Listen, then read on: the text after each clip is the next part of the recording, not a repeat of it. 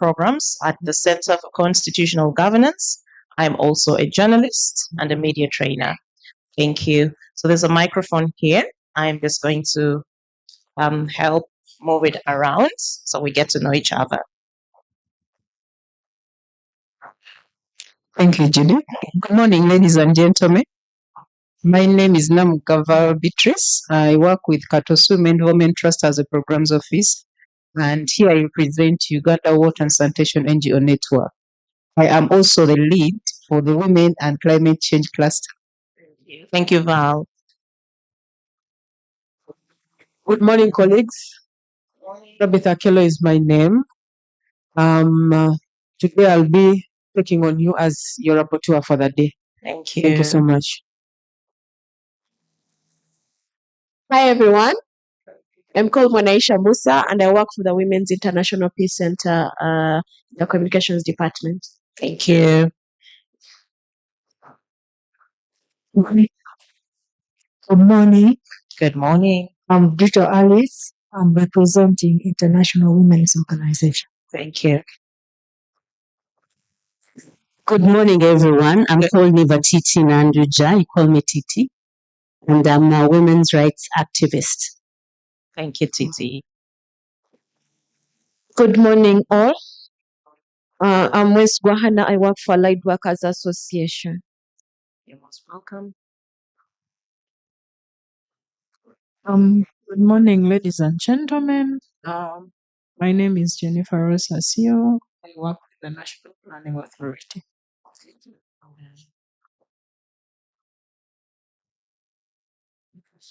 Good morning. I'm Annette Nachanja Maweje. I am a past president of the Inner Wheel Club of Kampala. Okay.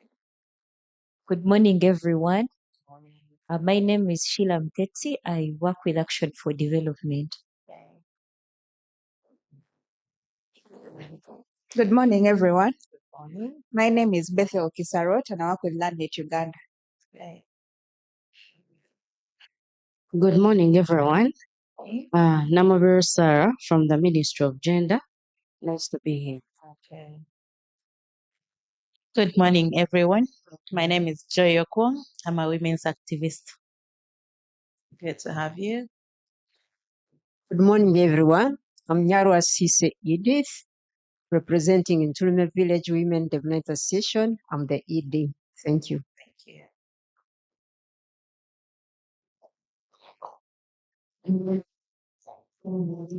Good morning. My name is Maureen Tuchirize. I'm the country director at YADNET. Thank you. Thank you.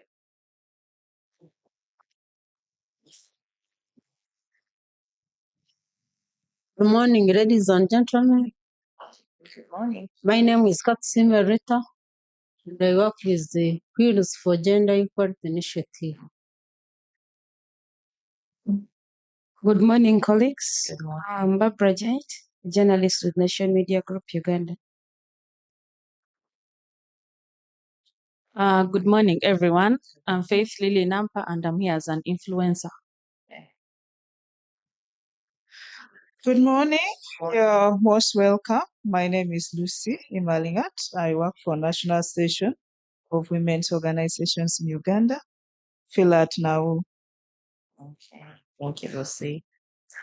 Yes, good morning. My name is Muhammad Matovo, a journalist with Next Media. Okay, thank you. Good morning, Esau Masiko, digital influencer. Thank you.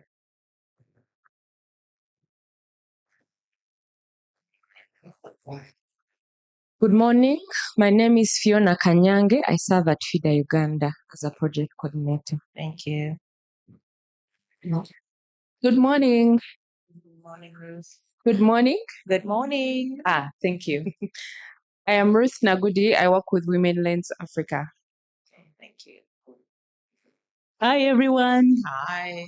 My name is Carol Mukisa. I work, I'm the ED at Warm Hearts Foundation. I'm very happy to see us all. Thank you.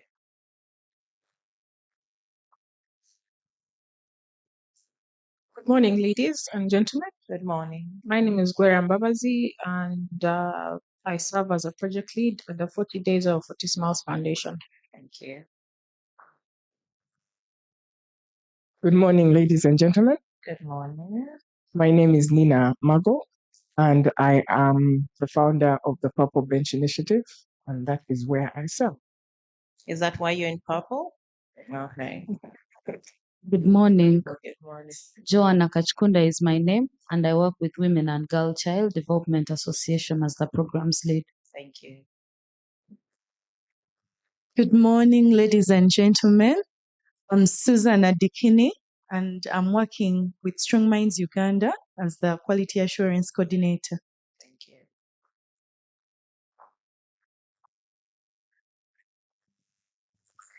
Good morning, ladies and gentlemen. Good morning. I'm Roger Zasimwe, working as an implementation officer for Girls Forum International and also part of the Women Leadership and Governance Cluster. I'm honored to be here. Thank you. Yes, good morning, ladies and gentlemen. I am Monica Natume. I work with NAU as the programs manager. Good morning, everyone. My name is Aligo Bridget. I work with NAO. I support monitoring and evaluation and programs. Thank you. Thank you very much. I'm happy that we now know each other. We have another microphone. Oh, I think we have somebody else who's just joined us. But at least we have an idea of who is who in this room. Today, of course, we are having a conversation on strengthening collective advocacy through cluster-based approaches, which is organized by NAWU. Thank you very much, NAWU, for having us, for bringing us all together under this one roof to have this conversation. Can we have the gentleman introduce himself? Good morning. My name is John Odiek from the New Vision. Thank you. Okay, so now that we know everyone, I would now take this opportunity on behalf of Lucy and her team from NAO to invite you all to have a cup of tea, have some breakfast, and very quickly, as soon as we're done, let's settle and we kick off the day. Thank you very much.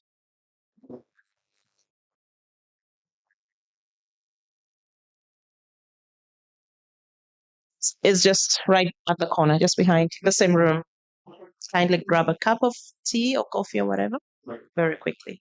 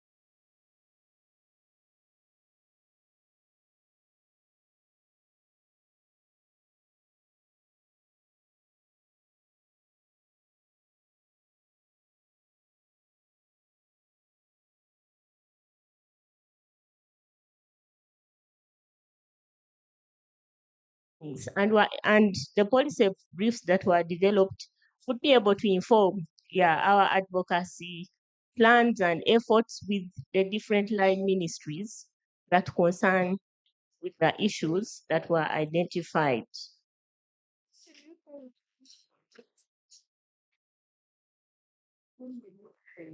So as I earlier stated, today it's just a reflection dialogue. You will bear with us. I know attending these meetings is not something very easy. At times it can be monotonous. Maybe you normalize and you're like, yeah, maybe it's the normal usual talks. But we do not take your presence for granted. We are here. It's not really a lot of work. Last week we were here for our capacity building on public speaking, media, communication, and advocacy. Today it's a reflection, dialogue, and with reflection, we are just going to talk about what really has worked within this coordination project, what didn't go well, what didn't happen to our expectations, and then we'll be able to forge our way forward on how we move forward. Because of the successful progress we've realized on this project, we are seeing our partner GIZ being proud of us for what we've been able to do, and we are hopeful they will be able to extend this funding. And we would also want to have, regional presence. We wouldn't want to see coordination only happening here in Central region. We would want to see coordination right from the grassroots. So this reflection will actually form a good basis for us to build another case for extension of this project. So I would therefore want to call for your active participation, as you have always done, to provide genuine feedback that will help all of us. The feedback will not be for now, but it will also help all of us in our various clusters to see what is it exactly worked well, where do we need to improve, and how do we move forward as we prepare for our new journey to move together. So I would love to end here today. I thank each and every one of you for your cooperation, and I wish you fruitful deliberations for good and my country.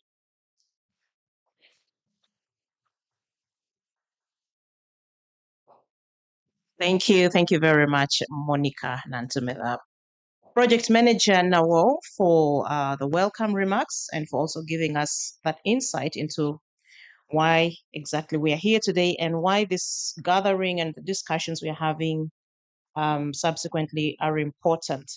With the next, let me just take you through now the overview of the objectives for today and what we expect to get out of our conversation. So as we engage in this conversation today, of course, the call is for us all to be as candid and as solution-oriented and forward-looking as possible. Our discussion will revolve around 5 key areas. Number 1, impact of the cluster-based approach. We shall be looking at how this model has strengthened the capacity of CSOs to engage in advocacy and influence policy. What are some success stories that demonstrate the effectiveness of this approach? That's under the impact of the cluster-based approach. Number 2, the second key discussion area is the role of cluster leads in strengthening coordination. How has leadership within the clusters enhanced communication, strategic planning, and collective impact? Also, what lessons can be drawn from strong leadership experiences, which we'll definitely be hearing from our various cluster heads who will be sharing with us in the panel discussion. The third key discussion area is the tangible benefits and challenges. What are the most significant benefits of working collaboratively through clusters? What challenges have CSOs encountered in this approach, and how have they been addressed? What innovative strategies can be implemented to overcome persistent barriers? The fourth key area is the joint development of policy briefs. And under this, we shall be looking at how CSOs and MDAs have worked together in the co-creation of policy briefs. And we shall also look at the best practices which can be adopted for future advocacy efforts. The fifth discussion area will be our reflections on recent capacity building sessions. We shall ask ourselves what worked well in the sessions on partnerships, trust building, public speaking, and media engagement. What areas require additional training or support to further strengthen CSO's effectiveness in advocacy and engagement? So my role is very, very brief today. All I have to do is to facilitate discussion, which is interactive, engagement, and insightful. And of course, the people, the brains behind this conversation will be my able panel. Mine is to ask the questions and just facilitate a smooth dialogue. Also, more importantly, this conversation is not just about the few members who will be on the panel, but we also want to ensure that every voice in this room is heard, including representatives from both CSOs and MDAs. Okay. The emphasis is that we have to keep the discussion focused. It has to be solution driven, highlighting both successes and lessons learned. And also, my role is to encourage you all to provide practical recommendations that can inform the next steps in strengthening coordination and advocacy efforts. With that, I'll now take this opportunity to invite my panelists. I'll start with Ms. Val Beatrice Namuga. Lucy and Bridget, I think we need to work on how we are going to sit here because we are quite a number and we don't have enough seats. So, but in the meantime, Val, you can please come have a seat. Val Beatrice Namuga is the programs officer, like she introduced herself earlier, program officer, Katosi Women Development Trust. She is also the cluster lead for women and climate change. The organization she works for, Katosi Women Development Trust, is a member of the Uganda Water and Sanitation Network. And her work focuses on, of course, understanding how climate change affects women and advocacy for climate justice solutions. We shall be hearing a lot from Val in this regard. Val, you're most welcome. Please have a seat. I'll also take this opportunity to invite Ms. Carol Nyangoma Mukisa to come to the podium, not the podium, to come and join Val over there. Carol is the cluster lead for Women, Peace and Security. She's also the executive director, Warm Hearts Foundation, which is a women and children's rights organization. She's here to, of course, look at the key issues to be fronted by women in the peace and security sector, especially the issue of access to justice and economic justice. Carol, you're most welcome. Thirdly, I have Ms. Fiona Kanyange, who is the project coordinator, FIDA Uganda. Fiona is also the cluster lead for Women in Leadership Governance. We'll also be learning a lot from the experiences that are coming in from question of women in leadership and governance. Fiona, you're most welcome. From Nawo, I'd also like to have Lucy join us here. Lucy Imalingat. Lucy, I can't see you. I don't know where you are. Lucy has been coordinating the clusters. And what we want to hear from her is what the journey has been like for Nawo to coordinate these clusters, what lessons have been learned, how much growth have we gone through over the last couple of months.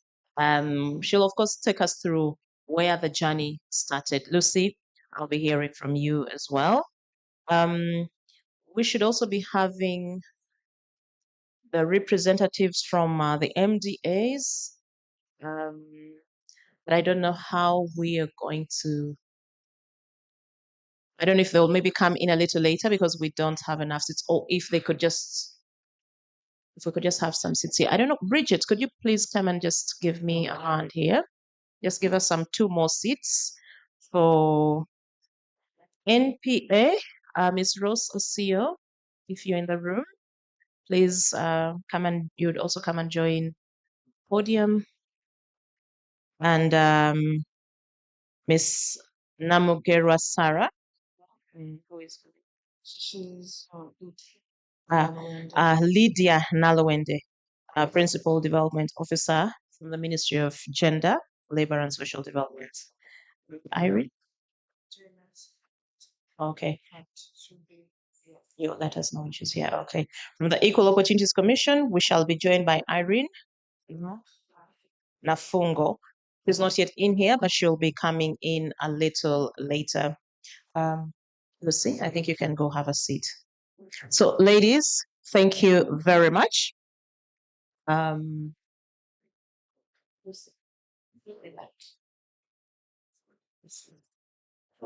So I think, Lucy, you need to take a seat because we are starting with you.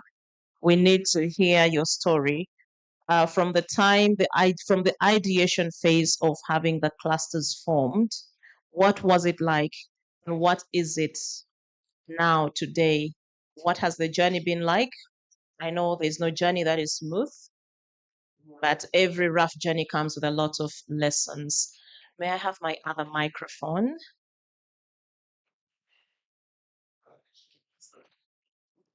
Thank you very much and welcome to this dialogue. It's very heartwarming to have all of you participate in this very important dialogue. This project started in 2022 with the support from the GIZ, the Strengthening of Civil Society in Uganda, CAS program.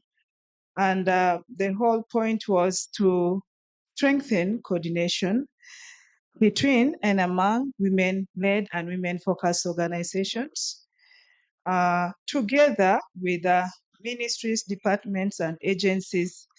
And NAWU, as a National Association of Women's Organization, was tasked to map out the different women-led and women-focused organizations that could be brought together to strengthen this coordination and collaboration with government. Because as you know, many times the civil society is on one side and government is also on another side. And we are sometimes not in sync, and sometimes we are in loggerheads with one another. So it was decided that we need to sit together and devise ways in which we can work in harmony, first as the women-led and women-focused organization, because surely the women-led different organizations are really doing incredible work, but each person knows their story. I do not, you find that FIDA is very busy, WONET is very busy, and so many other organizations, they are doing a lot of work, but each one knows their own story. So we thought that wise to have us sit together and know who is doing what where and how can we join our forces. Because when you go to NPA, National Planning Authority, when you go to WUBOS, they are talking about figures, they are talking about data and so on. And so if we worked together as a civil society and put this information together, we would have a wider coverage, we'll have a bigger voice, and we needed to build those synergies. So this project, the continuation of this project started in May of 2024, and we pitched the program to Ministry of Gender, Labor, and Social Development, and they were very excited. And everybody was asking, where have you been? And what is the future? For them, the ministry was more excited about the future than what we are going to do now. They're like, okay, now if the project is ending, what next? So can we think, I remember from the words of the permanent secretary, can you be futuristic in this agenda of yours? Because we want to hear a collective voice. We want you, women-led and women-focused organizations, to come together to us and tell us, let us sit and discuss and forge a way of accelerating gender equality as it is the theme for the International Women's Day for this year. So we brought, first we brought four 42 women-led, women-focused organizations, and we decided to cluster them under women economic empowerment, leadership and governance, environment and climate justice. And we realized that the peace and security we are trying to target in the women leadership and governance, but we realized the issues of peace and security are peculiar and needed a separate cluster altogether. So we separated that cluster, and we are now at the point we developed terms of reference that were able to guide these clusters on how they operated. And during the inception meeting, we had nominations or selections of cluster leads. As you can see, we have very vibrant cluster leads here that have been able to help in mobilizing, although now who coordinates all the meetings and so on, but the cluster leads really play a very critical role in offering the leadership and mobilizing their different members online. We even have online meetings and so on. And we have had a series of consultative meetings with the Ministry of Gender, together with the Equal Opportunity Commission, together with the National Planning Authority. The idea is that we have to work together and develop something that all of us own. We do not want to say this is what the CSOs are saying. We want to say this is what we have come. So I remember we had that technical working group, members from the different departments in the Ministry of Gender and other MDAs come in, and they guided us on how to develop topical issues, because there are a lot of pressing issues that need attention. And so at the end of the day, they guided us up to the point where we prioritize each cluster had a priority issue which they focused on, and we have been able to develop policy briefs in the process. And we've also been able to carry out different capacity building sessions on, for example, advocacy and lobbying.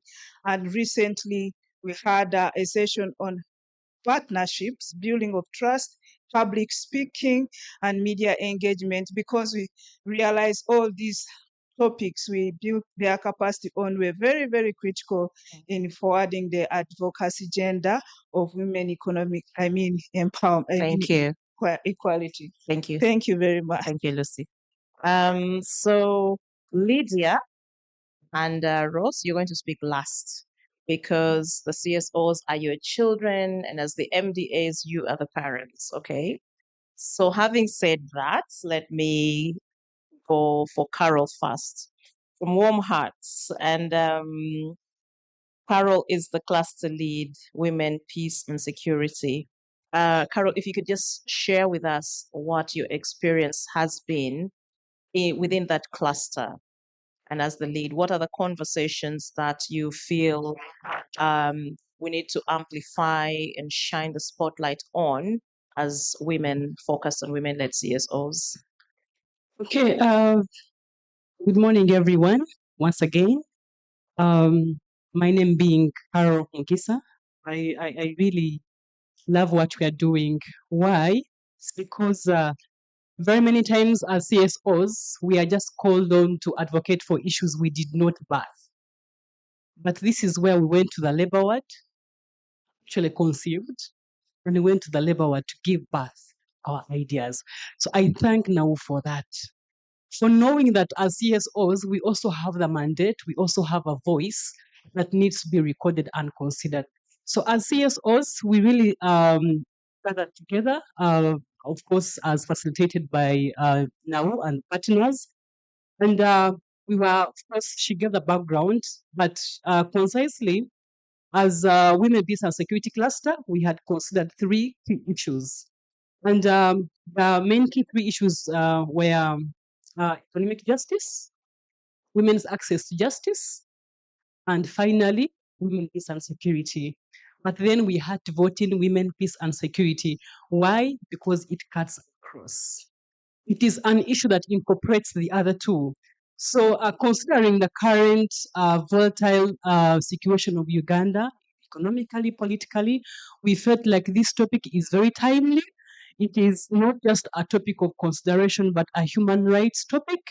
It is a topic that we birthed through the bottom up approach because as CSOs, we deal with the communities, we work with the communities, so we know what is very critical for our people, we know what presses our people, and so we felt like since most of our Uganda's population are the youths and they're facing very many challenges, we considered mental health as something that we can work through to address the issue of women, peace, and security, and of course knowing that it's a direct path to gender equality. And so the experience has been very good. We've been so engaging. Women, Peace and Security Cluster has been so engaging. We've captured ideas of different members. We've not dictated. I hope we haven't dictated, dear members. We have. I've even taken time to go to the inboxes of some members. Hannah, you can attest to this. So that we don't just, as leaders, we don't dictate, but also capture the ideas of other people. What do they think? So where we are is so beautiful. The progress is very good. It's been an inclusive process. Also now has been very, very engaging. It's not that they would call us abruptly. They would first engage us. Lucy has been on my phone and my phone has been buzzing. And I thank you, Lucy, for really being so kind in your engagement, in your mobilization. So we are good to go. We have already touched base with policy formulation with the help of the consultant. So where we are, what I would say, Judith, is that we are good to go, and it's just a matter of time, and soon we shall actually have tangible results. Thank you. Thank you very, very much. I actually decided to sit because I've realized I need to get closer to the ladies. I cannot just enjoy this conversation while standing over there. But also my legs will kill me. Thank you. Thank you very much, Carol. Let me now hear from Val Beatrice Namuga, Programs Officer, Katosi Women Development Trust. She's also the cluster lead for women and climate change. What has your journey been like? Thank you, Judith. I would like to reiterate what my colleague has just shared, that it has been a fulfilling experience to go through this kind of collaboration coordinated by NAO. As a cluster, it has been a very good space for us to share as CSOs that have the common goals and the common cause. And going through all this and seeing the coordination, grow, mature, coordinating with the ministry, our mother ministry, it has been a wonderful experience. The sharing of knowledge, having the space as women and women-led organization come together and discuss issues that are pertinent to us. It has been a very fulfilling experience. We have had a cluster. We have had a space where we learned our mandates, which is to increase coordination among women-led organizations for effective representation and prioritization of women's climate change critical issues that are affecting women, both in rural but also in urban areas. That has been a space where we discussed deeply about these issues, and the cluster members have been very active, very engaging with bringing all these experiences together to come up with a policy brief to forge ways on how we can advance this kind of advocacy. For me, providing this space to advocate, but also to discuss and share knowledge and experiences has been a very fulfilling experience. And I feel where we are right now is that with the skills that we have been equipped with, the communication, being able to present our issues to the line ministry, but also to the policymakers, is a space I feel we are comfortable to advocate and also to advance our voice as women. This is not something that has happened every day. I think this is the first of its kind. allowing women to have a space where we feel comfortable, where we feel that it is us. You know, usually they say when it is not done with us, it is not for us. This is our talk. This is our baby. This is our conversation, and we feel able to discuss the issues that are pertinent to us. As a climate cluster, we have also advocated for issues. One of them being we want to advocate for climate justice solutions, approaches that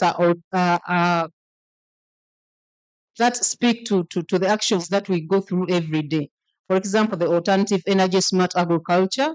We want to mobilize gender responsive financing and localization of loss and damage principles. We also want to strengthen women land rights and build the capacity and address climate change as an issue.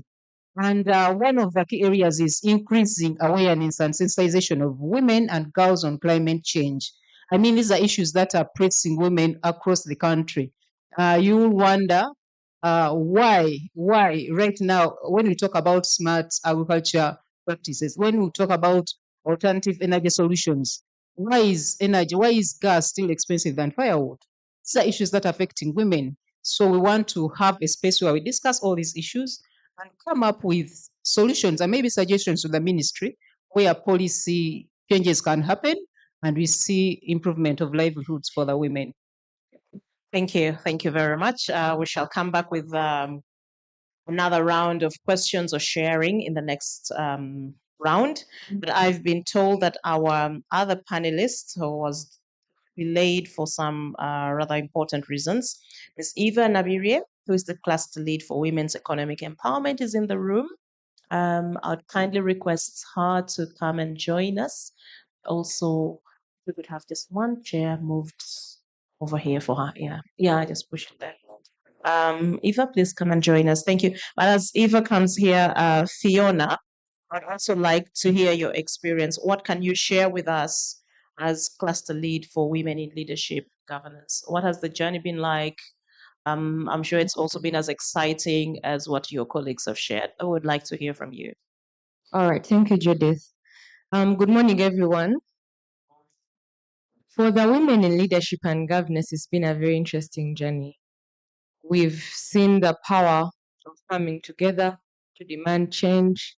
We've seen the power of coming together to think together because, like the other panelists have shared, many times NGOs are not given a chance to birth what they think should be done.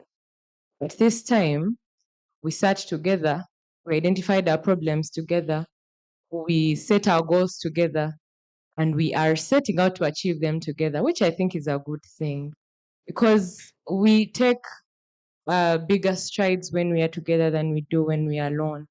And from this experience, you will realize that most of the NGOs support each other. Every joint supplies.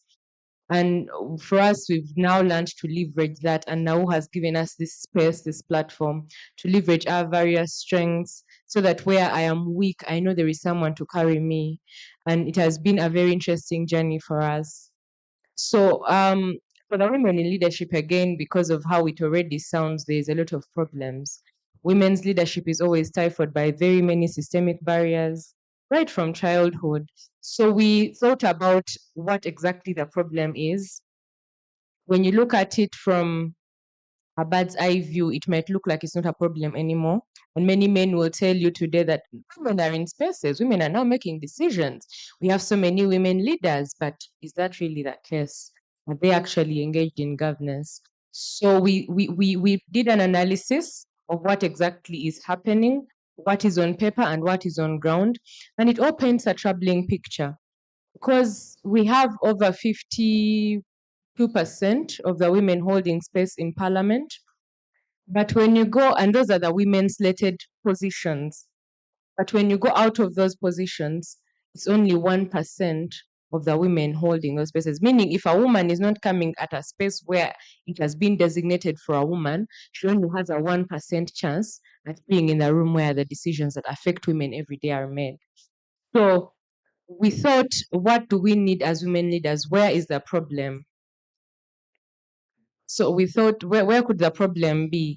And we thought that there is inadequate capacity for women leaders, also inadequate representation in spaces of governance. So our goal, our ultimate goal as a cluster became enhancing the capacity, representation, and participation of women in leadership at all levels in Uganda.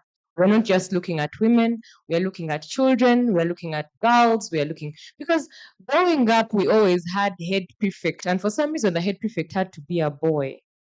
So we are wondering, why don't we raise a generation where men and women, girls and boys understand that, leadership is about competence, not about gender.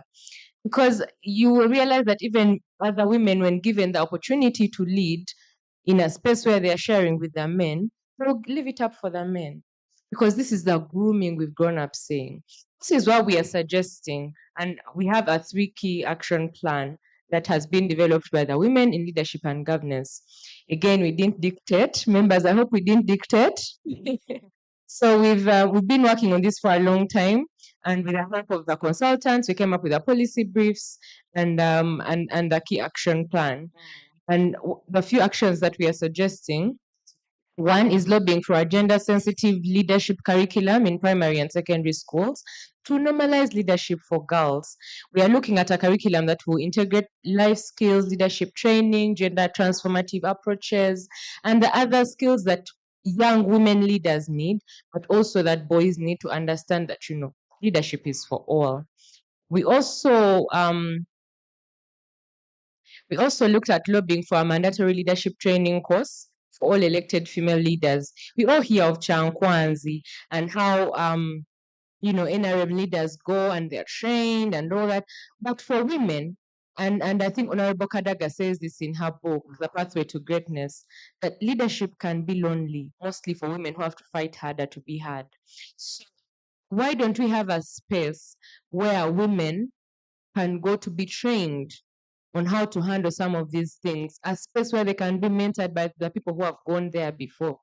But lastly, we propose the formation of a Women Leaders Forum where we have a national platform for networking, for mentorship, because we have so many forums, but we don't have a one space that you can go to and know as a woman leader, it is my safe space, that I will share my experience, I'll share my problem, and the peculiarity of it will be understood by these people because they have been where I am today. So we propose these 3 key actions, and we think that they would contribute to, a community where we have not just tokenism, but transformation, where we have every girl, every woman knowing that they can lead and that they can do it very well.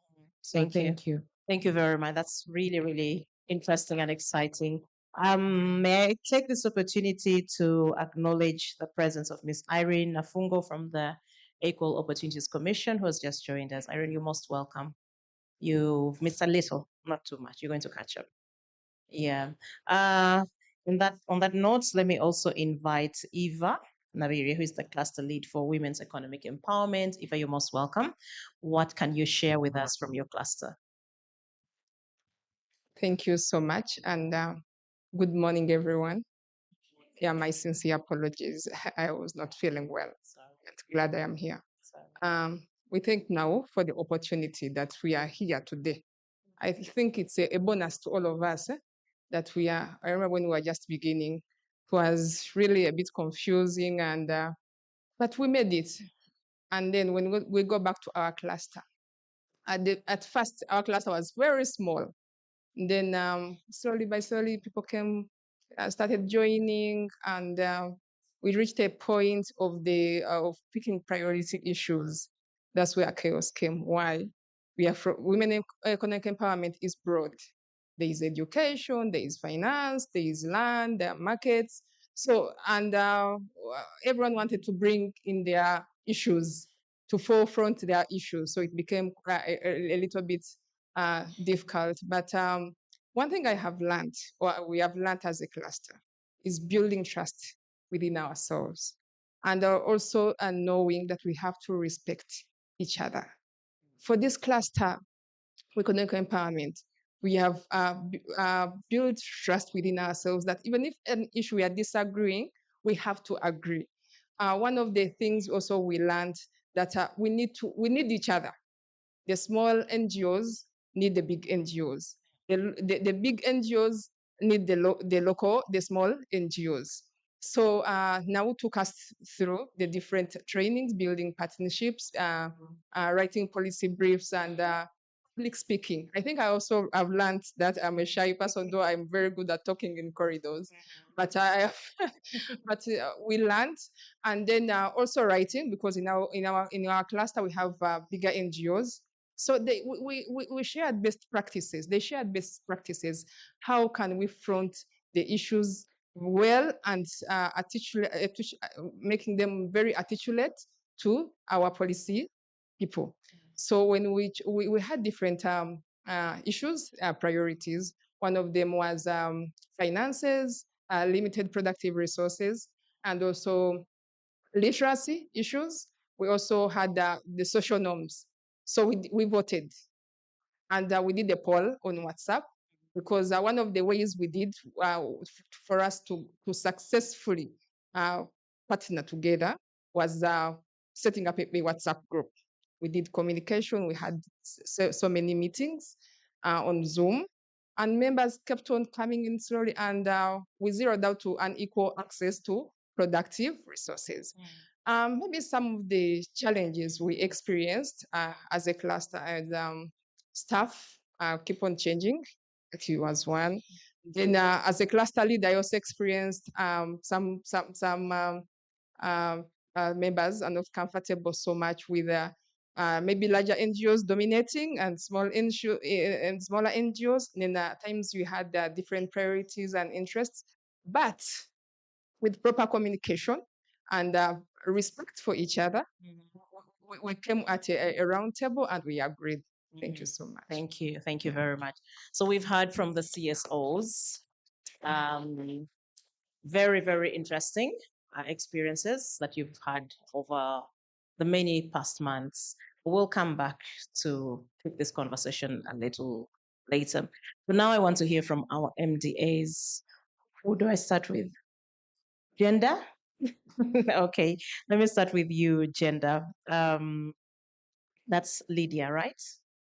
When Lucy was taking us through project from its inception, the ideation phase, she said when they knocked on your doors, you were very, very receptive.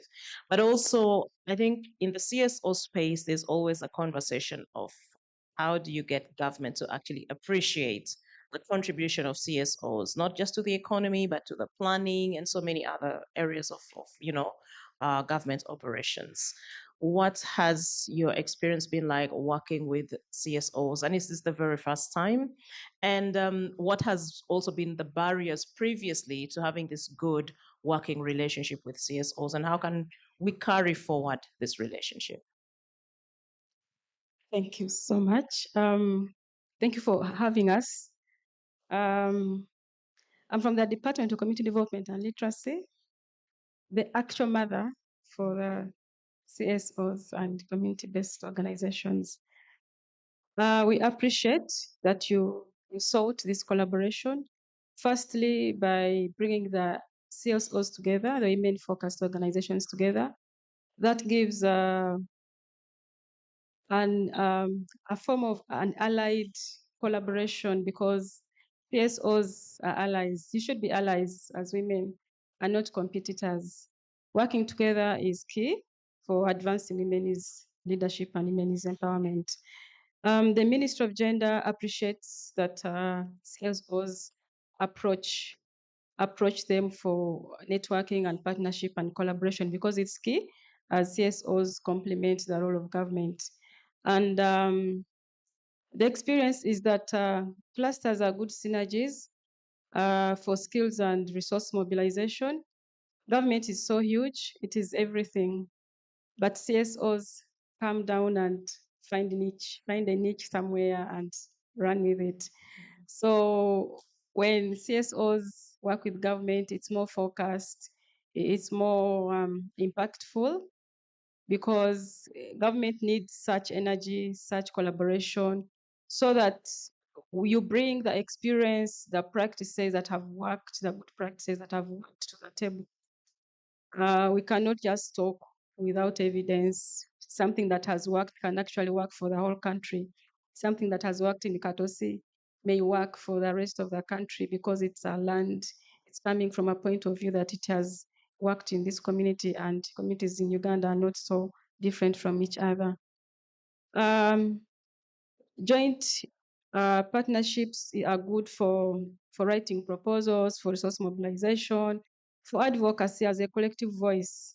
But also the challenge is that some energy is a lot at the national level. And when we go down to the districts, the sub-counties, there is nothing. For instance, we just celebrated the Women's Day, International Women's Day, and a lot of activity at the national celebrations. But this should also be at the local levels, the local governments. What are we doing in the local governments?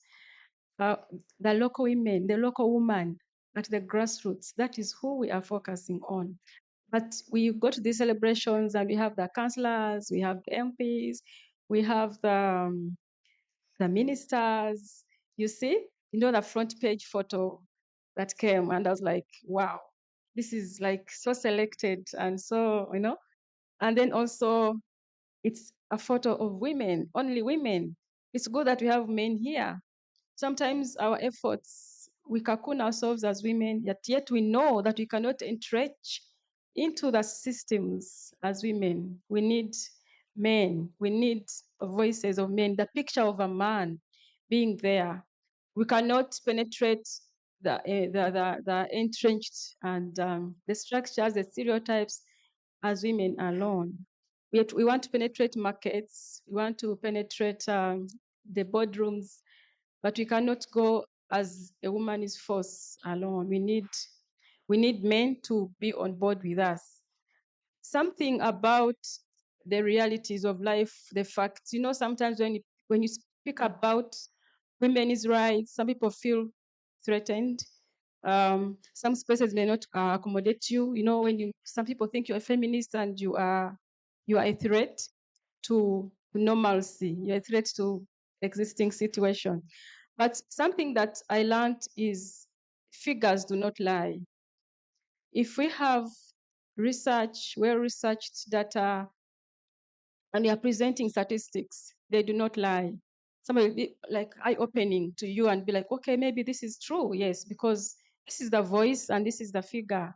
People's voices and perceptions when they're presented in research, then we have a better platform, a logical platform to advocate for the issues of women. So we need to embrace research and development in whatever we are doing in our clusters, so that we don't just talk from a point of feelings, But that's how you're just feeling, you're just opposing. But when we have figures and statistics, we have research work, then we can easily say, okay, this is the fact. What can we do about it? Working with CSOs, collaboration with the ministry, formalization of collaboration is key. We are working together as a country, and CSO work is part of the if you formalize the relationship, say MOUs, we make our intentions known, so that we know that this is a CSO in Amdat, this one is in Moroto. So, and we have structures, government has structures up to the community level. We have structures from the national level, the ministry, the local governments, up to the community, up to the parish. So when we formalize the collaboration, it makes work easy, and it gives a deeper meaning to our relationship. So working together, let us formalize these engagements, and let us formalize even at the local government level. Yes, we appreciate that CSOs are key and key partners in our development work, but sometimes CSOs value the national collaboration only. And when we go to the districts, they've never stepped in the office of the CDO, the Community Development Officer, or they've never attended meetings at the district or at the sub-county. There are platforms for collaboration. Technical working groups, platforms, the NGO engagement forums at the district. So let us also trickle down these efforts. up to the local governments. What I have seen is that these local governments, they coordinate with each other. So they be asking themselves, have you heard of this NGO? What do they do? Are they good? That's the question they ask. How are they? So the moment you have a good reputation in a location that you are working at across the country, that is how we shall know you. Engage with the local government officers, the various offices that you need for you to do your work, but also good for sustainability. Let us not do so much, like you have a big project, like sometimes you can have big money as an NGO, as a CSO, and then you do so much, but when you leave, the impact goes with you. But when you work with the structures, the office of the community development officer, the office of the cows, the women councils at the various levels, your impact can be easily integrated within ongoing activity so that your work does not go to waste. So sustainability and impact retention is key when we work with the government at all levels. I think that's what I can say Thank for you. now. Thank you very much. Thank you very much, Lydia. That's quite insightful. I just want to throw a question to our CSOs, which you don't have to respond now. You'll respond to that a little later before I come to you, Rose. The concerns about RAPEX, rationalization of agencies, and also now I'd like to hear about it from you.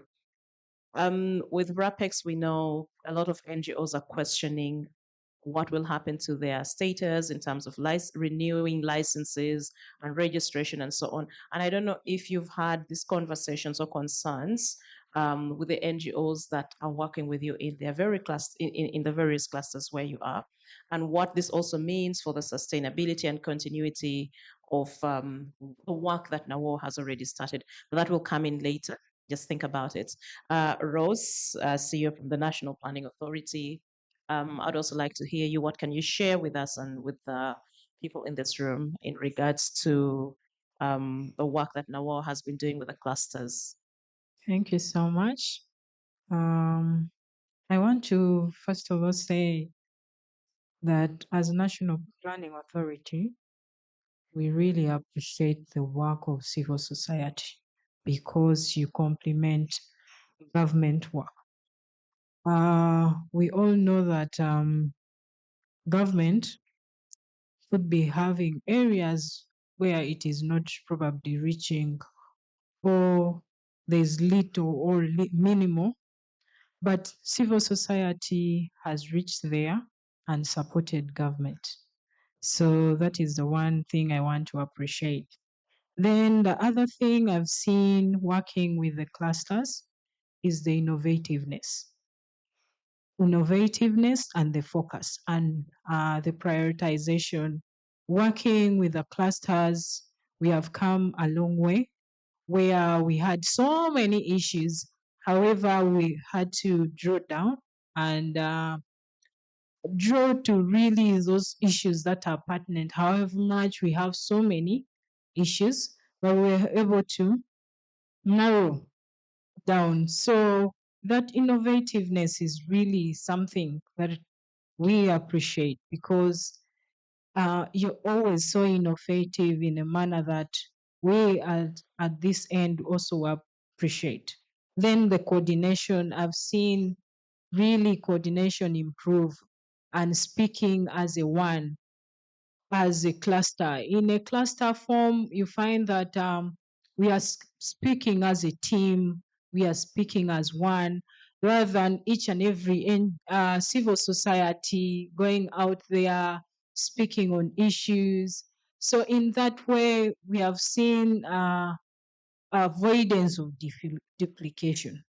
Because probably this day someone is organizing a meeting on the same issue, the other one is also organizing on the same issue. So for us on this actually end, this approach helps us bring the synergies between the various civil society so that we can speak as a one voice and push forward for certain issues as a one. So this I really have appreciated, and I have appreciated of the cluster approach. Also capacities. Working as a cluster, like my colleagues have already spoken to it, find that we'll keep learning from each other. We keep learning from each other. On the side of government, we keep learning. And on the side of civil society, we also keep learning. And also this has put forward, has opened eyes of also civil society to see how government works and how government wants things to be done. And this has helped in a manner while we were walking this journey together with our colleagues at the civil society, different civil society groups in their different forums. However, I want to also emphasize on the issue my colleague has talked about utilization of available structures. We normally have government structures that are in place, and we find that civil society, you also create your own structures. They may be effective, but the reach may be minimal. Want to see that you're utilizing the available structures, government structures, so that the implementation is integrated within the government structure. This also goes to the priorities. Most times, as you complement government work, we have had challenges of reporting. That's where I think there is a missing link, where probably government is saying we're not seeing as much as you're doing. I think it goes to reporting. We need to improve our reporting, and probably how do we have the reporting in the mainstream so that the work that we do is captured in the mainstream. So those are the issues that I've seen while working, and also emphasis on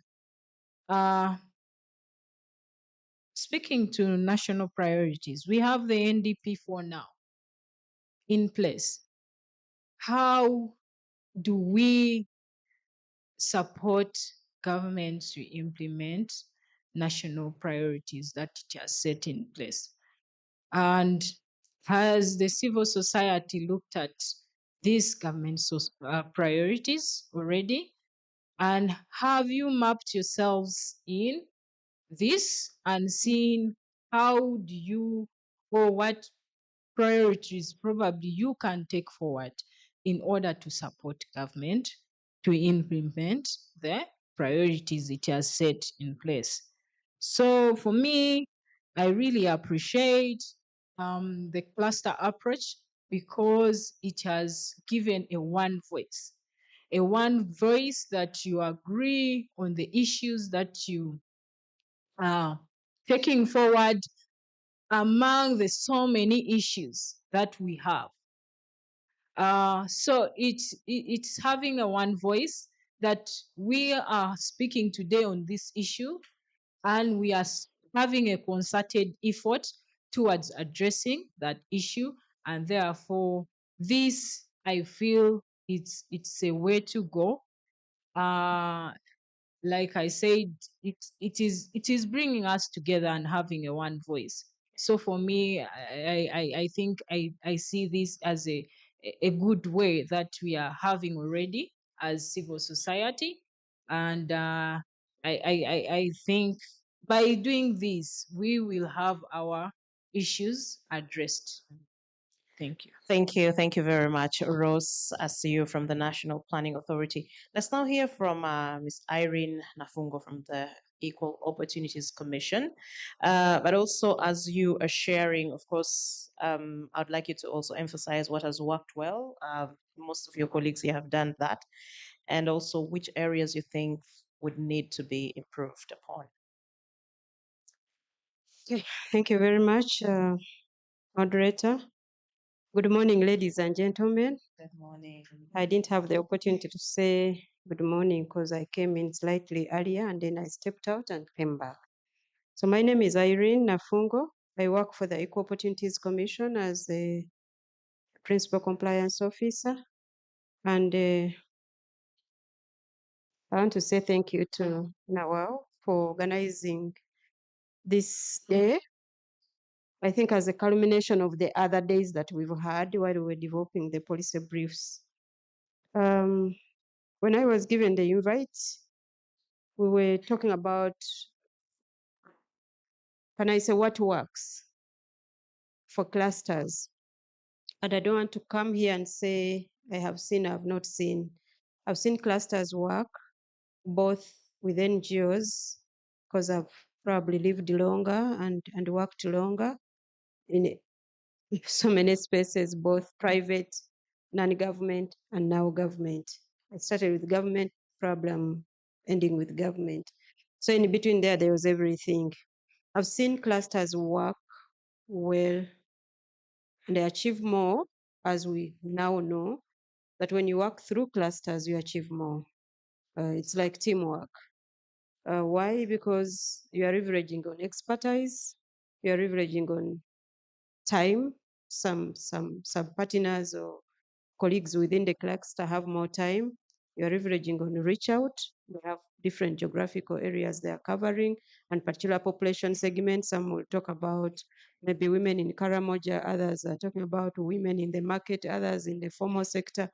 So you're also talking about resources, real cash. Some will have more money, and so they bring in the cluster to achieve more.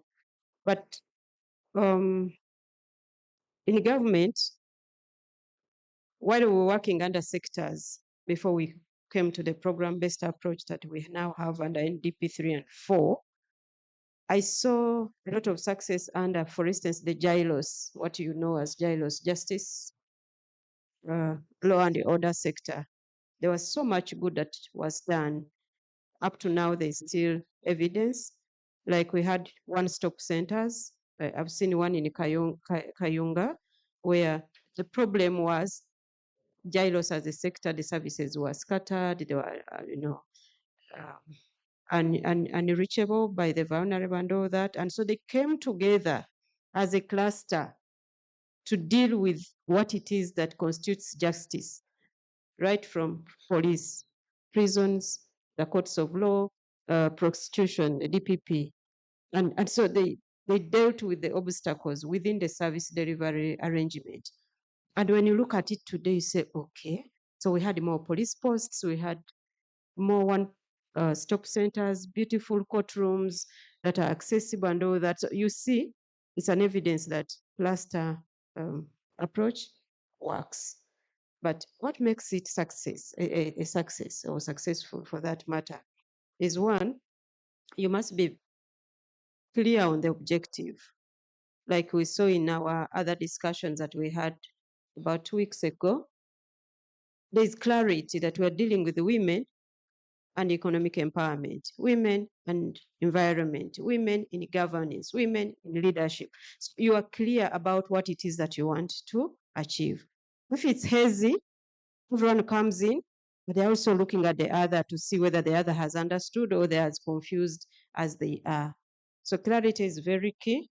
And so that means you must have a work plan of what it is that you want to achieve, and then you share it a lot more, because getting people on board to see what you see requires a lot of repeated communication. Some get on board easily, others take longer, depending on the level of motivation, but also other factors. Then division of labor. Who is doing what? There shouldn't be any rural confusion.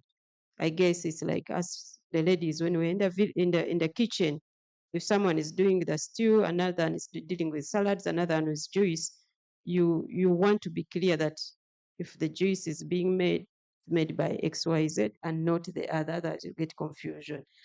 Then somebody mentioned the smaller groupings. Some people work better in smaller groups, extremely better. Even in that cluster, you can still break down into smaller groups, because then we are different. So it's important that you still within the cluster, for as long as it has grown so huge, there will be people who are domineering, and then you're not still tapping the advantage of having the other group members because are different. So small groupings are key, and still name them. What are you responsible for? What are you responsible for in that cluster? I think here I'm talking about also the clear M&E. How do we know we are succeeding? The indicator. Especially advocacy can be hazy when you do an event and TV presents, you now imagine you have succeeded. So there must be clarity on what constitutes success. Otherwise, you can take a process for an output, a final output. So you must be very clear. We've celebrated several times. Oh, it appeared on TV. Does that constitute success? Even so and so came around. That does mean you succeeded on your advocacy agenda. So you need to be very clear on what you will consider success. Then equally celebrate success as a team. We want to own successes as individuals or as individual agencies, and sometimes downplay the role of other people. It's very important to share and celebrate success, especially if the situation or the issue you're dealing with was very heavy for you to overcome the obstacle you're dealing with. Whatever the success, bring people together and say, hey, we made it. It was successful. Thank you. Give a high five, and then people get motivated. Don't own the success as an individual, you are 10 agencies and you just the 3 of you because you think you put in so much, you take it up. You will dampen the spirit of the other team members. Just like anything in life. Maintain communication and then face challenges because there will be obstacles. You've seen people carrying placards going to parliament over an issue, and then the police wraps them up if they have chosen that approach as an advocacy approach. So it's a challenge. Maybe some are handled very badly, and then you want to coil away. You don't want to be associated with that. You women and say, no, we are not part, yet you were actually part. So you have to face the challenges together, go back and reflect and see how again you re-engage. And then certainly learning happens, best practices every step of the way. Like now we are learning. How did it go? I like the approach of having to repeat the process of how it happened to the point of where we now have the issues clearly stated within the 4 clusters. The history is not forgotten. You forget your history, you probably want to know how far you've come, and you want to celebrate success. So again, I just want to say there's this element of, it's called coalition of the willing. When the going gets tough on that rainy day and you must do something, you realize that you were 10 and only 2 are in the room. What do? I coordinated the National Social Workers Association, and we could plan and want to do a National Social Worker Day, and then you get in the room, you expect 40 members, and there are 3. But I had a president. He said, we have to carry on. And then we carried on, and now in the planning sessions, you have 40 invited, they've confirmed, and then they don't come. But as you maintain the momentum, the 3 of you, before you know it, you are 9. What happens is that people, he kept saying that they stay on the fence, like watching. They want to jump on the bus that is what? Ignited and taking off. They don't want to be associated with the failure. So when you maintain even the energy, you see, you work with the energy. I told him that you can make someone swim on in a place where there is no water, because we would move with the energy. Before you know it, it's picked up, it's high end, it's very good. People are coming in, and it's so successful. So whoever is in, maintain that philosophy of coalition of the willing. The others are actually willing, but they are still watching, like I've mentioned, and they will come by. So maintain, even if you are 3, maintain and keep the spirit. Look like you're 1,000. Somebody said that when you are walking at night and you surely know that you are scared. For us who grew up in the village, cut dry banana leaves and move around with them, you know. And then someone you are going to meet who might want to scare you. I don't know if they were the night dancers. They will think you're actually many. Keep doing the dry banana leaves like this, and then keep talking or singing, stamping and looking like, yeah, you are many. When actually, yeah, that sort of thing. So do the same. I don't know whichever banana leaves the dry ones you'll have. You might have media is a very good ally, although I have an issue with it later on. Be sure the social media, these status things, they look like they're simple, they are just individual, but you don't know who else they're reaching. Use every opportunity to gather your dry leaves and people will get in on that issue. So having said that, of course, there are many, many things, but leadership is very key. You need a secretariat that is respected, which you must also respect as a cluster. And in this case, it is now offering the secretariat services. It's very, very important to be coordinated. Communication is key. I have seen them communicate and communicate and communicate until you cannot afford not to see the message. You see that?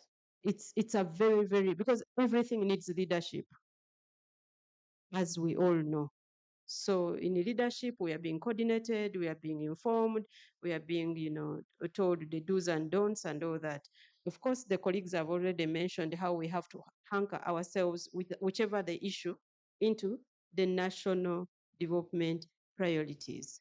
Everything that happens on planet Earth, including this bottle of water, you check the National Development Plan, you'll find where it belongs. So that's how it is. You must identify where you are anchored. What to watch out for? There's competition in collaboration. That is so common with NGOs, both inter-NGO, inter-CSO, but also within the CSO itself, the individuals. When there are opportunities, let me just quote one. If there is an opportunity to fly to Zimbabwe for a conference, and that's when you will see the truth, especially for us women. There's an incident where we had women living with HIV. They were supposed to go travel, and then some people had stayed longer. And then there was this young lady. She was equally, with all the criteria, she was able to succeed and be selected. But she was fairly new in the fraternity, let me say so. So of course the older one said, "Oh, we've been here, we've been drumming the da, da, da, da." Somebody mentioned something, but here it was the competition or the I don't know. The Baganda say kukubo kukola, that of like pushing back the others so you can go forward. Said, but my silimu wange yasomako. That's how far the lobbying went. I don't know, you want to interpret that the HIV or the AIDS that was in her body, the one who was meant to go, she was defending herself. She said that her AIDS is educated compared to the others. So she then qualifies to go for this international conference. So competition in collaboration, in resources, in being on the spot. You want to be the one on TV, but when it comes to the data work, you go under the table, you become busy, you speak so much English. So again, the secretariat has to be very, very firm on identifying such and identify people who qualify to, again, front the what? The agenda. Then dragging on too long on an item, there must be a start and an end. It goes back to the M and E. How do I now have succeeded? When do I say now this is it? Let's develop a new one, because life is evolving. And then media, watch out for media. Media will propel you to the highest, but will bring you down crumbling using the same very pictures and moments that they used to catapult you to the highest, to profile you the best way they could.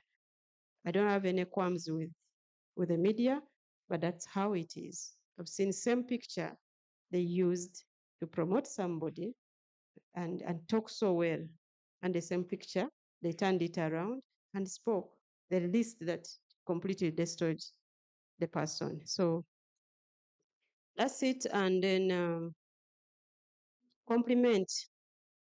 You know, CSO and lamentation? CSO equals lamentation. You get?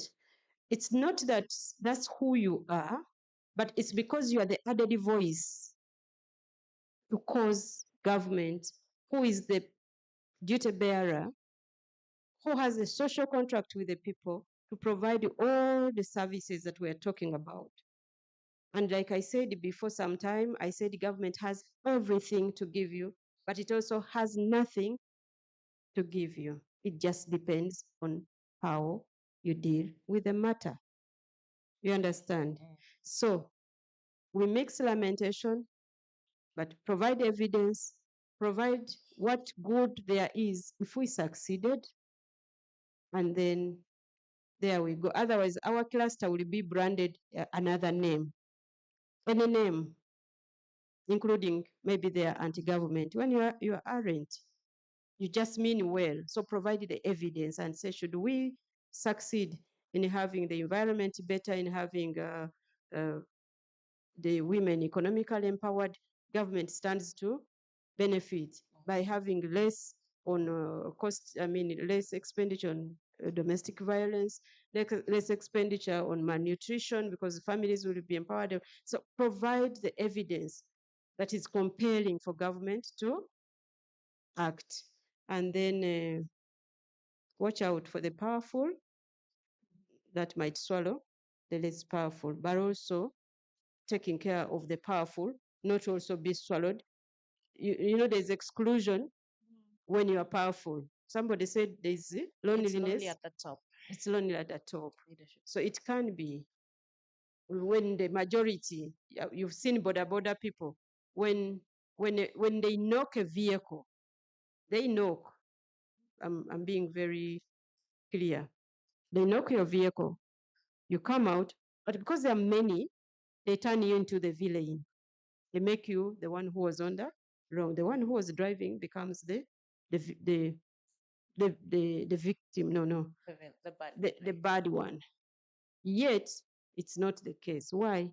It's the numbers. They collect very fast in a place and they are all yelling, and then you're like, okay, am I safe? And the best is secretly, then you drive off. So we have to watch out on the balancing. Otherwise, all these things take action. They're supposed to be very deliberate. Nothing happens by accident because everyone is motivated differently to be part of this cluster. The motivations are very different. So you have to keep monitoring, keep talking to see, are you maintaining the right motivation for people to belong? And then what are they picking out of this? If they succeeded, are they going to celebrate and say, oh, we were led by organization X on this, and therefore let's give them an applause. Then bring on the others. They were supported by, that's not even just people walking on the podium. They feel good when you recognize them. So I could talk up to tomorrow, but allow me stop here. If it makes sense, I'm happy. If it doesn't, you forgive me. Okay. Otherwise, thank you so much for you. the opportunity. Thank you. Thank you very much. So I see we are actually running really behind schedule, but I just had one question about what the journey ahead looks like in light of RAPEX for the different organizations and clusters. Would you like to, maybe one person or two could respond?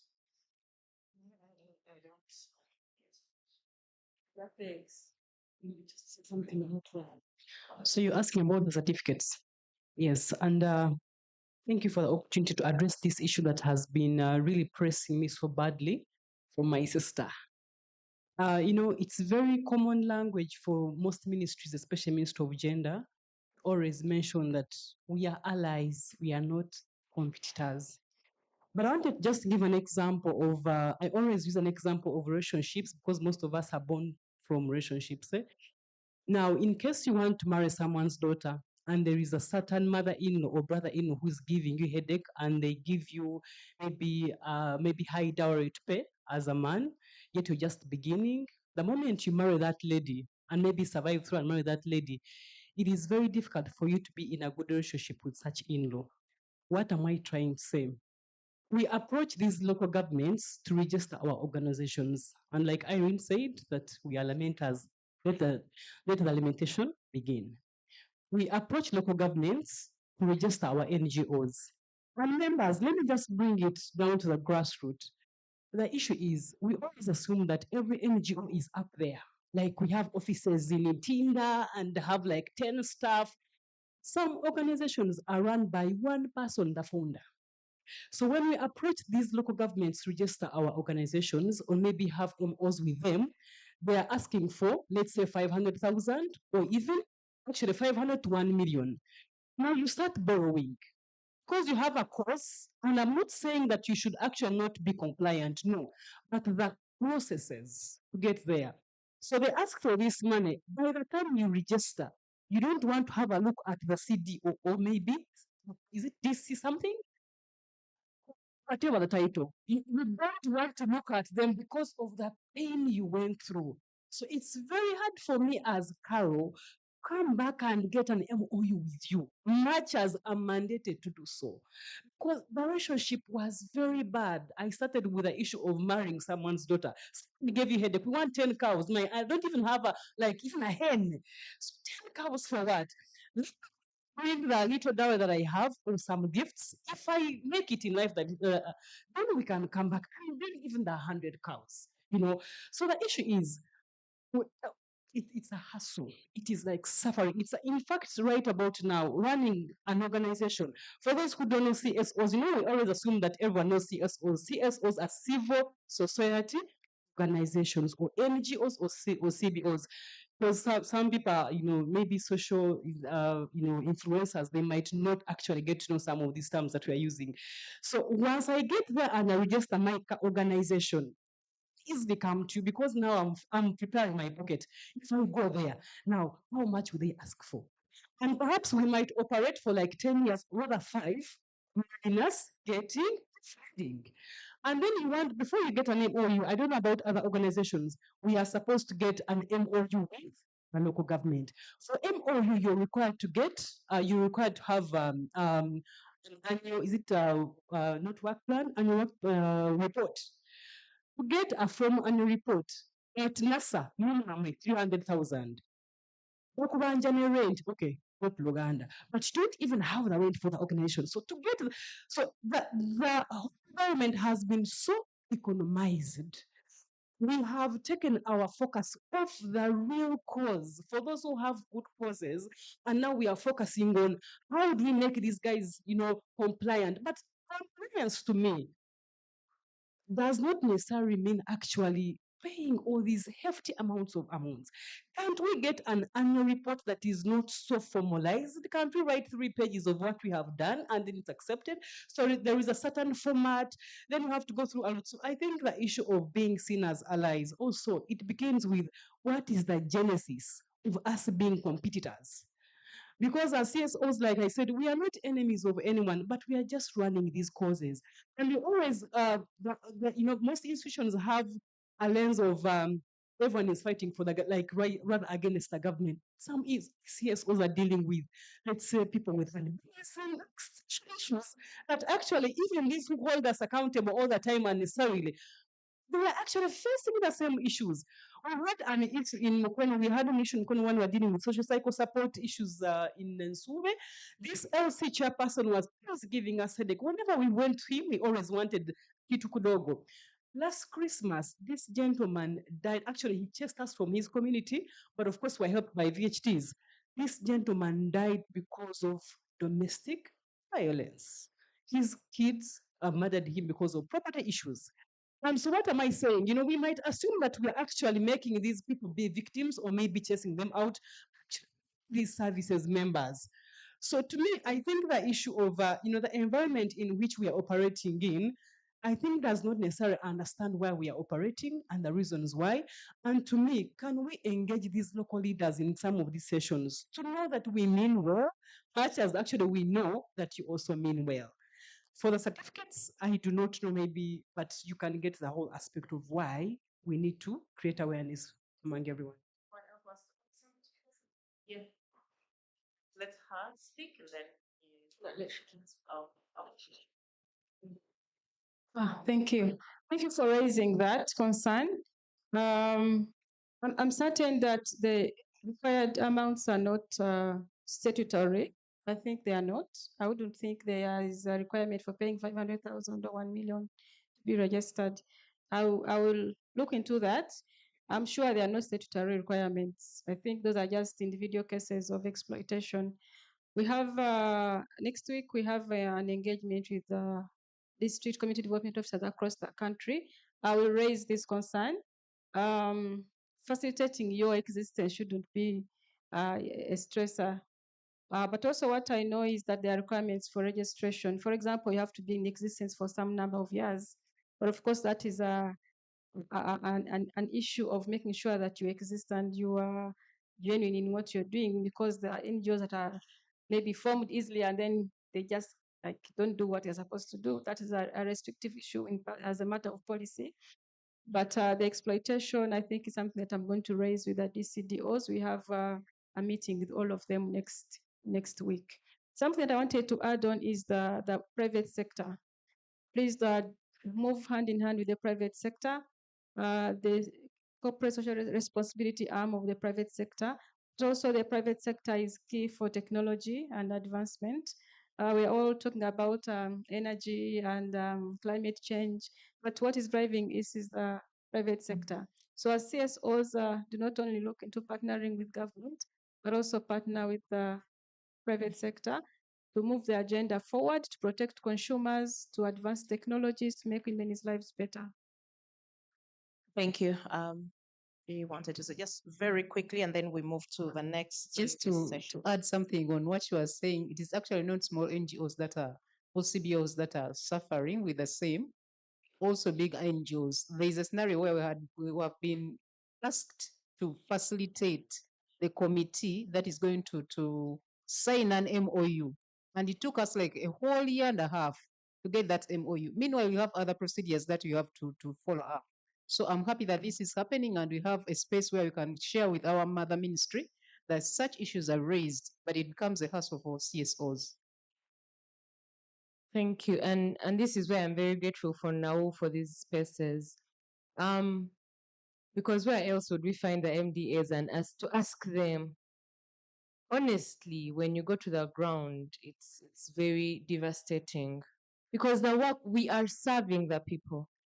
But I think there is a created narrative in most of the minds of the people on ground in the local government that NGOs have stashes of money somewhere that is for transport refund or for officiating some of these processes, for instance, getting the letters and the MOUs. You realize that in many districts, actually, you cannot get that MOU except if you facilitated the people, except if you facilitated these meetings to happen.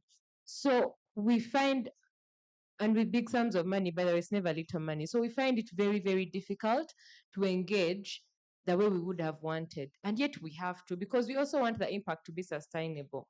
So you asked the question that what then is the future for NGOs? And I think from our experience, we need, first, we are willing. I'll use the allegory of the marriage, like she said. It's like being in a one-sided relationship. As NGOs, as CSOs, we are very willing to work with our local governments because there is no work we are doing in those districts that would not benefit the people. So we are willing, but the local governments themselves are not willing to partner with us. And this is why we are tasking and asking and lobbying the MDAs to help us, to speak to the local government leaders, to engage with us on a round table, to understand that the work we are here to do is not for us. We are not benefiting from this work in a sense that we are taking the money. because they see the results of our work. Many of them, because you have to renew every year, and as the renewals happen, they know the work that you are doing the year before. They have experienced it, but for some reason, it is always looked at as mpanku way. There's always a transaction to be made, and we just want to do away with that mindset, because now it is even very difficult to have DCC meetings, because they'll ask you, where is the transport refund? And yet we want you to account to us as citizens, as the people of the district, on the work that you've been doing as district leaders. So we just need that mindset to go away every time that they are met, maybe at their level as local leaders, to just talk to them about how they interact with the NGOs and how they interact with the CSOs working in in their districts, because we need our impact to be sustainable, and we cannot do that without them. Thank you. Thank you so much. Maybe I can share some of the experiences we have done as an organization. I work with ELECO. ELECO is Education Local Expertise Center, Uganda. We have projects in West Nile and Southwest in the humanitarian setting. Most of our projects, we have to engage the system actors just from the beginning, because most times when our funders are coming, we have to take them to the system actors. So what we do, the field staff, once in a while have to go and pay courtesy visits. And it is mandatory for a senior management staff like me. If I'm going to the field, I have to schedule time to meet the system actors at the district. If it's a gender project, I need to visit the gender focal person, the CDOs, even the trainings. What most times baffles what really fails NGOs, we put projects in the field. We don't go back to those system actors. Then when our funder is coming, or we want to sign MOUs, we want to engage them. You know, we are human beings. Even the government, those are human beings. So you cannot come, maybe it's a 5-year project, you come in 2025, then 2030 is when you want to come back, and then maybe they renew your MOU. So let us keep this relationship past the corporate level, engage them every time. Let the senior management staff schedule time to visit the system actors, and I think maybe it will be a smooth road. Thank you. Thank you. She wanted to say something. Thank you very much. You had asked about RAPEX, which is RAPEX is about the government of Uganda having to rationalize agencies, and the main objective is to increase efficiency, avoid duplication, and ensure that Ugandans get quality services, but in a more efficient manner. So as of now, the policy was passed. Some agencies, especially those that were created by acts of parliament, have already been merged. Those that were created through the constitution and then the act of parliament would require that the constitution is amended. That includes agencies like Equal Opportunities Commission being merged with, say, Human Rights Commission and a few others. But the majority under acts have already been rationalized. Rationalized means, in this case, there are those that are going to be abolished, but their functions transferred, say, to the mother ministries. There are those that are going to be merged, like Equal Opportunities and Human Rights Commission will be merged, and then you have a completely new organization, but the functions remain. So I had your question was that, so how do the CSOs fit in? Yeah, because I know with the rationalization, the CSOs mostly get their licenses through the Ministry of Internal Affairs, where the NGO Bureau sits. And the rationalization has already affected the NGO Bureau. Already they had staffing gaps, and now they almost don't even have staff. They've significantly cut back. I think they're operating at probably less than 10 or so. And yet they already had shortfalls. And already CSOs had a challenge of, there was already a backlog. So the concern now is that a lot of NGOs might not even have their licenses renewed, because the Bureau will be sitting as and when it can, maybe 2-3 times a year. So what does that mean when it comes to licensing NGOs, renewing or issuing new ones? And so where then does it put the NGOs that, for instance, are already part of these clusters in terms of sustainability and continuity of the activities that they are already supposed to undertake? That's the concern. Oh, that's the concern. I don't speak for the NGO board or the Ministry of Internal Affairs for this matter, but I know if it's a staffing issue, just do your part. Provide the documentation, let it stay in the backlog. You keep your stamped copy. It's very important because, and then you continue to demand until the need is created enough for the actors to act, either recruiting staff and all that. Because by creating the NGO bureau, it was supposed to be an improvement. Now, through rationalization, we seem to have gone back. So just continue pressing, and then the improvement will happen. But don't stop doing your part, saying, even if I did, even last year I haven't gotten. Just keep, if you're required to submit, submit. And in time, keep your copy and keep engaging. You can even ask for a meeting with the management and address your issues because they're there to serve you. So that can be a quick action, which may take 2 hours, but they would have had. And so through the chain of discussion and engagement, there will be a solution. Hiring staff in government is a process, a very big process, but there will always be something or someone. Even on secondment, they will bring somebody. Okay. So Thank that's you. what I want to say. Just very quickly, and then we open the floor to the participants. Yeah. Just the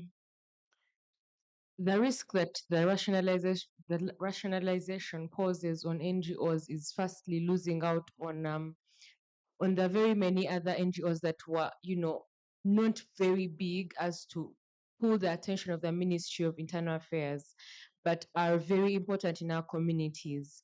And they are doing work that is unique. And it may not be at a full-blown large scale, but now they might be forced to have to merge with the bigger NGOs where their mandates might be lost. And these bigger NGOs may not even understand why exactly these NGOs were formed. But also there is a risk of the NGOs having to now prioritize the strategic plans and work within what is acceptable to the government, because now it makes their licensing more difficult and more bureaucratic. So in order to be appealing to the government and the Ministry of Internal Affairs in terms of, because the NGO Bureau was making it a bit easier, you have to file your documents and but if it's with the Ministry of Internal Affairs, you don't just go. You have to impress. And impression means that, because you said that our work complements the government, but in many times our work also has to contradict some of the things that the government is doing. And this is not on behalf of my organization, but on behalf of very many other organizations. So in terms of that, it is very difficult for such organizations to operate in a system where they know they can be cut off anytime, any day, because you can't bite the hand that feeds you. So they will have to reprioritize, reorganize, and fit within what is acceptable according to the government. Thank you. Just very quickly. Okay. Just to compliment on, I think Irene's discussion. She already said that the functions, as much as rationalization has happened, but the functions have been moved. And I know that the difficulty is right now, but I think government is really working out to see how to effectively implement this. Of course, it will take a little bit of time, but as government is forging ways of ensuring that these are effective where they have moved to, so it will take time, a little bit of time. But I think this is for the good. Let's still hope for the best. As government is looking through, it is really a process that is still ongoing. So I don't want to say that in 1 year we shall be there. It is a process. So this is a process whereby the movement has taken. So also there is going to be a lot of work to ensure the effectiveness and the efficiency of the services that have been moved. So I think let's be patient enough. Let's prepare, like Irina's talked about it. Let's be on the right side, ready for that time. That's all I can say. That it will take a little bit of time. Thank you. Thank you very much, ladies, for your insights on this question of the effectiveness of the cluster based approach and how to collaborate with the MDAs ably represented here. Ladies and gentlemen, it's now our time to open the floor to you. And in this session, we are looking at how to strengthen coordination and collaboration. And we would like you to help us identify strategies which we can use to improve coordination among CSOs. So if you could just give us actionable solutions that we could actually capture for better collaboration. Starting now, we'll have the microphone moving around. I need someone to.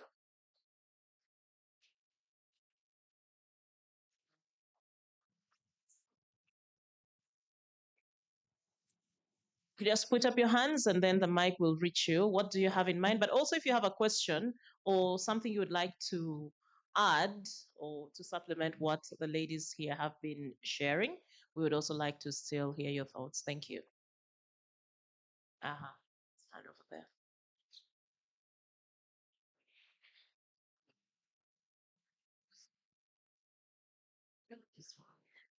Thank you so much, our ministries, departments, and agencies, and the civil society representatives there. I think you've done a commendable job.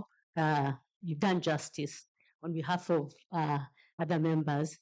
But allow me to commend the ministries here, the Ministry of Gender, Labour and Social Development, the Equal Opportunities Commission, National Planning Authority, among others, that are always there for civil society, because their doors are always open. In case you need information, they have really credible information to rely on. Moving forward, my thinking was around embracing technology. Okay, we have a lot of information, but as we're moving forward, we're seeing a lot of technological transformation, which we as women need to embrace.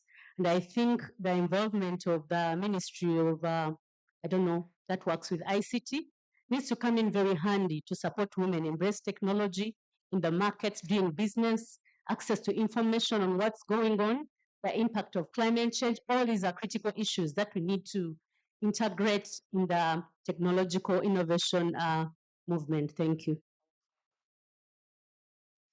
Yes, thank you very much. Yeah, I applaud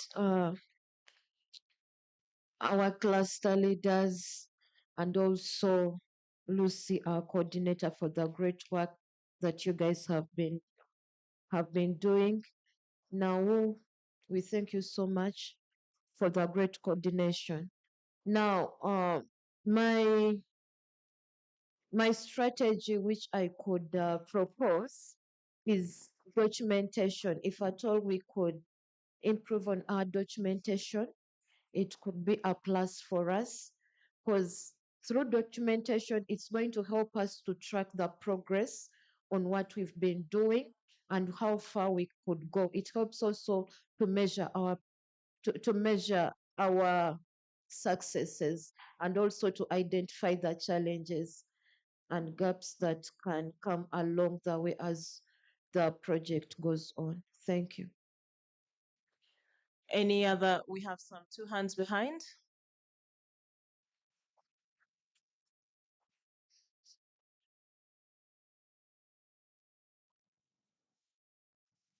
Thank you. Good morning. My name is Sarah Chen Kubisi. I work with the Slum Aid Project. I just want to, first of all, to applaud Naumu for bringing us on the same table. I want to also applaud our cluster heads that they've made us very proud, and we're so grateful for what you have shared, the insights, the experiences, and we have learned so much. I also want to throw my voice to thank our mother ministry, the gender ministry, for always being with the CSO, as it has been alluded, and then Equal Opportunities and National Planning Authority and private sector and other members who are here. We are so grateful that you're always passionate about us, and we know that this is just the beginning, but mine is a concern and it's a request at the same time. My colleagues have shared the challenges that come with registration and compliance issues. For me, my recommendation is that we just want to request the Equal Opportunities, our mother ministry, and the National Planning Authority. Probably they could have numerous meetings with the local government and other people who are on the ground where we work, that we as allies, we want to work with them, but then you should not make it tedious for us. And then my other request is also in the area of registration when it comes to the other MDAs, but sometimes the process can be very frustrating and tedious because the process is very lengthy. Like my colleagues have already said, sometimes you feel like you might not register, or you might never, even when you have been compliant and you've been on the ground, but the process is very, very tedious and are very demoralizing. So just want to request you who are there on the table to help us make this work easy for us to be able to reach out to the people on the grassroots and make the processes very, very comfortable for us, so that the local leaders on the ground understand and know, appreciate that CSOs are allies with government and not make it very hard for us. And we can always request for meetings and engagements. If that can work, it can go a long way to help us do the work better. I thank you so much. And thank you. Let the microphone move behind and then it will come this side. Thank you very much. I want to thank the Ministry of Gender for this engagement. Thank you very much. Now, we are very grateful as CSOs for this opportunity to engage with the ministry and equal opportunities. I want to add my voice to technology. I work for an organization which works with women and technology. So I want to add my voice on technology, and I want to suggest something that the ministry, if it's provide for us information, for us to be able to understand what they do, to keep abreast with what they are doing. I'm proposing that we can have an online platform. Now, the government has a platform called OpenGov. So we can have a platform for CSOs where actually we can get all the information concerning whatever is happening in the ministry all over. And also, for instance, if you want information, because in most cases I've tried to apply, make applications, and then they tell you somebody to recommend you in the ministry. You don't know where to go. You don't know. There's certain things we don't know about as CSOs, yet you are our mother ministry. So I'm thinking that it's very important that we strengthen the perspective of sharing information. And also technology. If people can actually embrace technology and we're able to have easily, there are so many applications that we can use to share information, to keep together, and we keep in the know. So really, I'm emphasizing sharing reports, sharing information, easy access to the people, the authority who are in the ministry, so that we are able to really easily work together.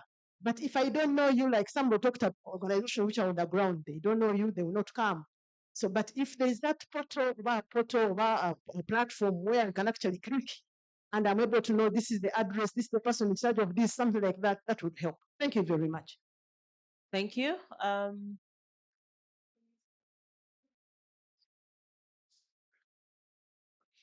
You can stand up the camera. Thank you so much. My name is Betty Wanika from Answered Worldwide, based in Impigi. I would like to appreciate NAU for the work that is really well done. Since we started last year, I think it was June, and now here we are so grateful. And we are very happy that Ministry of Gender is moving in line with us. My concern just goes to where Lydia talked about linking up to lower local government offices. I think NAU already envisaged this gap And that's why it identified this kind of training through coordination.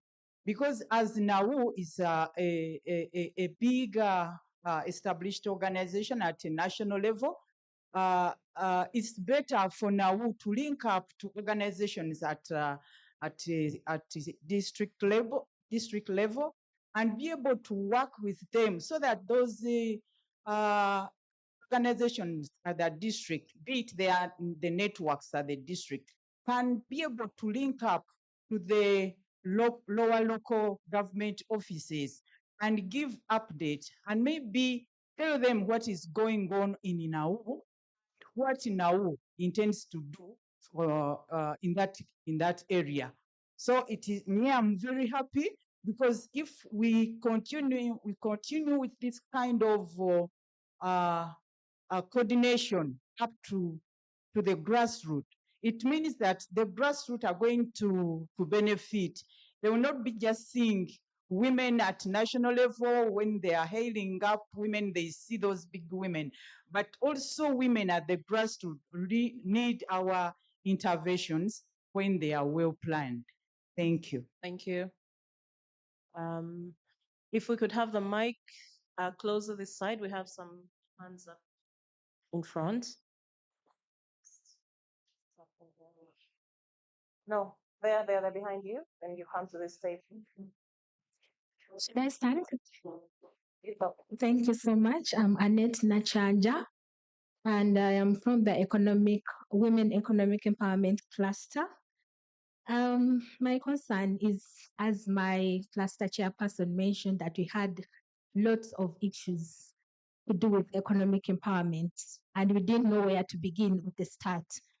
But we realized that there is a big gap between the woman at the grassroots level and civil society organizations. And we think that government, as Uganda, we have good policies. We realize that these policies are on paper and they're not put into practice. And I believe that the programs that have come out of these policies are good, as we discussed with my group members, the likes of the Women Entrepreneurship Program, the GROW Project, and the like. But again and again, we've realized that women come up and say they are not benefiting from these programs. And we wonder why government does not do a consultation of the civil society organizations, the women at the grassroots, before they bring up these programs. We realize that at this celebration of the International Women's Day, the president himself was doing an accountability of the success of the GROW program, calling upon the women at the grassroots, asking them how much did you receive, did you benefit, and the like. And we believe that the president himself wouldn't come out to do this. But it should be seen from at the planning level. Do women really need this? Are the women in the informal sector, do they have collateral to earn or to gain from this program? Because the majority of women are now reporting that they're not gaining, and yet the implementers of the program are saying, oh, we are sorry, Mr. President, we didn't see this at the start. We are going to do this. We are going to do this. So it is like creating a panic out of nothing. So we are appealing to the planners who are here, to the Ministry of Gender, and like always do consultation of these people that they intend to help. That is the women at the grassroots. And secondly, I'm going to be a district councillor. I heard of the issues to do with the CDOs, DCDOs not being cooperative, but also the NGOs, the capacity of a local leader, the NGOs always keep the role of the women leaders who are elected in those areas. The women leaders who sit in these councils put the CDOs and the technical staff to account for whatever they are doing in their communities. If an NGO came to me as an area councillor asking me to help them get this MOU signed, to tell me whatever hardship they're facing, I would be in position to follow it up. But it's just a few NGOs who come to us and tell us, yes, I want to go here, I want to do this, can you please help me? And when we got knocked on the doors of the CDOs, they always listen to us because they know that we are the leaders they need to be answering to as a district. So thank you so much. That is my contribution. Thank you. Your neighbor, just pass the mic to your neighbor and then she'll give it to her neighbor. Yes, you. Yes. Okay, thank you so much. My name is Maureen once again, and I'm the country director at YADNET. Thank you so much, Nawol, because this is really impactful and most importantly for the youth-led organizations who are not more so used to the spaces, who are running here and there, and we are being tossed actually. I've listened to the story of the one registering with the local government. I went through the same ordeal, and it is now good that I've heard that someone went through the same thing too. I feel empowered. Yes. So one of my recommendations actually to add on the digital advocacy, I would recommend advocacy boot camps. These would train advocacy and enable us to shape the narratives in social media, especially. Yesterday, I was watching a program on the BBC and they were analyzing TikTok impact on the youth in Kenya. And TikTok has achieved more. Like she says, it can bring you down, and again, it can build you. So we can choose to leverage on it for the CSO's benefit. More so is we can build collaborative digital ledgers for joint reporting, especially for donors and stakeholders. We have the CSO Data Hub, where organization can share real-time project insights.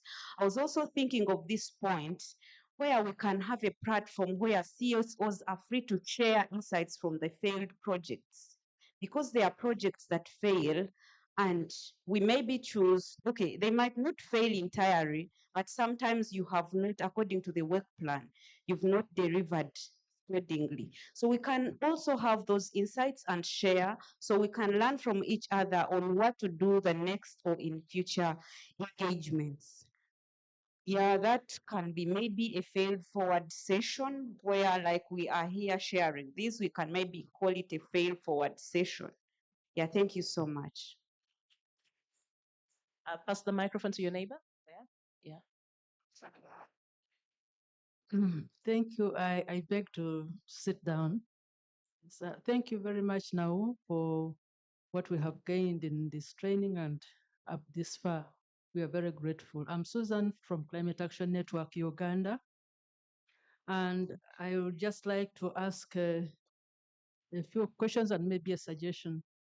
Now, in regards to RAPEX and in relation to EUDR, that is the European Union Deforestation Regulations, what steps have the government taken to equip CSO to address this matter with regards to how we deal with our clientele, who are mainly women who engage in the agricultural and the forestry sector?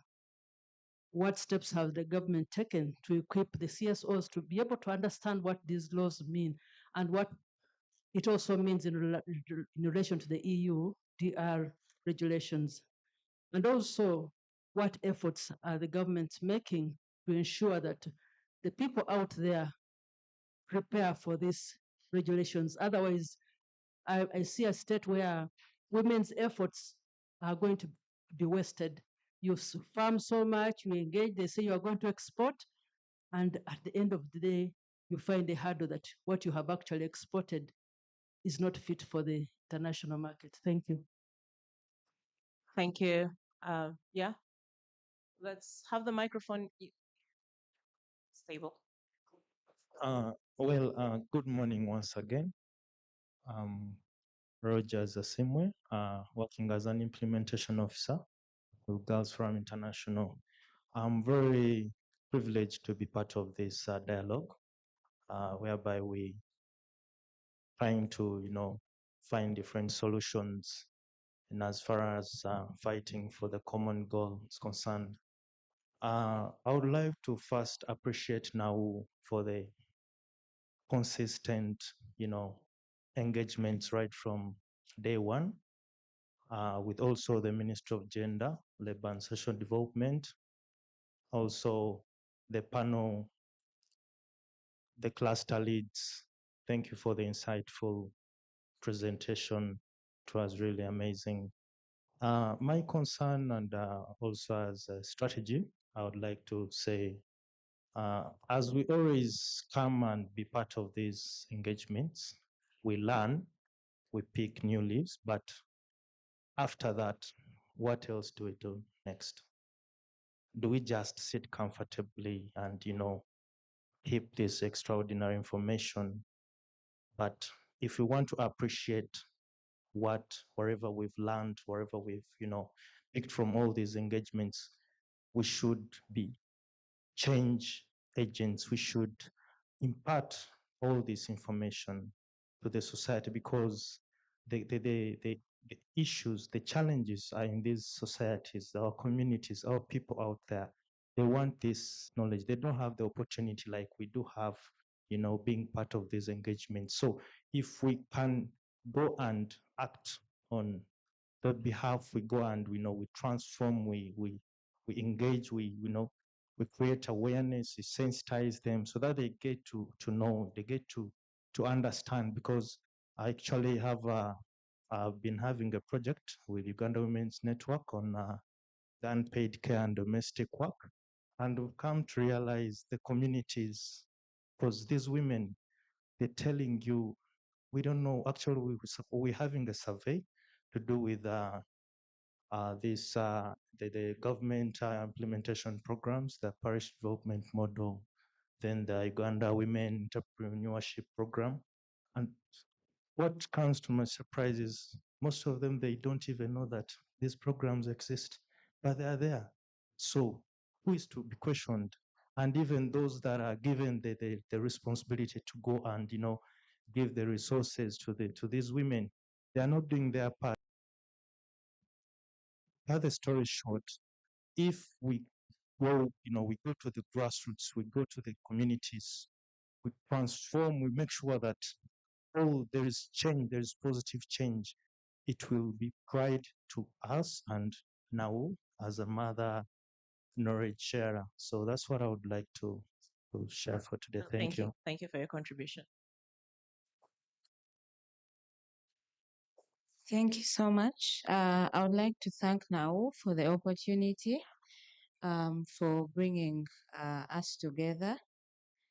My point is on one of the strategies that we can use to strengthen coordination and collaboration within CSOs is to develop a shared knowledge platform, because we are working on a number of documents, policy briefs, reports. So if a platform is developed where this can be accessed by the people in the CSOs, then this can also be used for winning grants and all this other information for publicity, to make our work known. So this will be a very good platform to get all the information that is needed, especially when it comes to writing proposals. And then the other thing would be having a code of conduct, which of course would be guided by NAO. Yes, my neighbor is laughing. So a code of conduct where we all know what we are working towards, what is acceptable, what is not acceptable. So the issue here is on accountability of each of the people that are involved. Who will hold the other accountable? Who is responsible for this and that? So that we have some set of guidelines that that govern the operation of the collaboration. Thank you. Thank you. Thank you. Good morning. Thank you so much for this opportunity. My name is Lucien Yadunga. I'm from the Peace Center, Women International Peace Center. Mine is very, very short.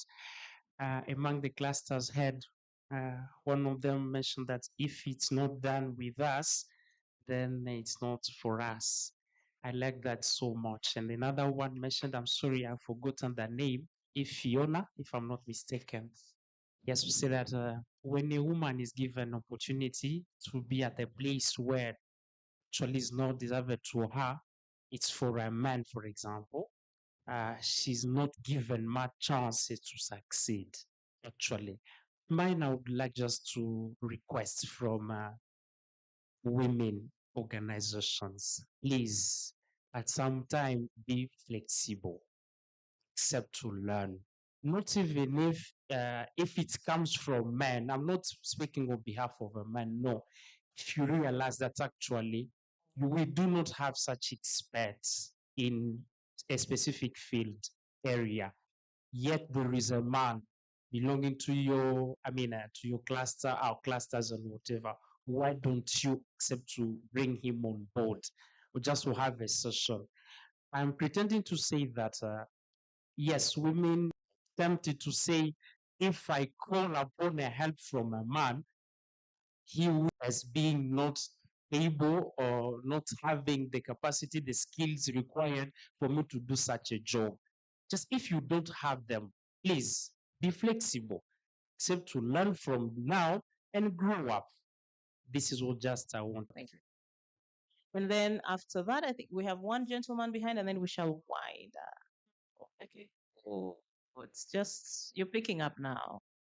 Oh, that's interesting. Okay, we'll see. We'll see if we can squeeze some more. Hi Yes. everyone. Hi. Once again, I'm called Musa and I work for the Women's International Peace Center. Thank you so much now for creating this knowledge sharing space. We really love it.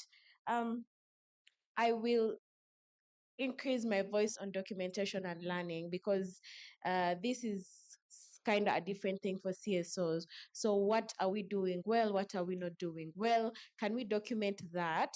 Still on documentation, I need us to push up our visibility. I need people to know us.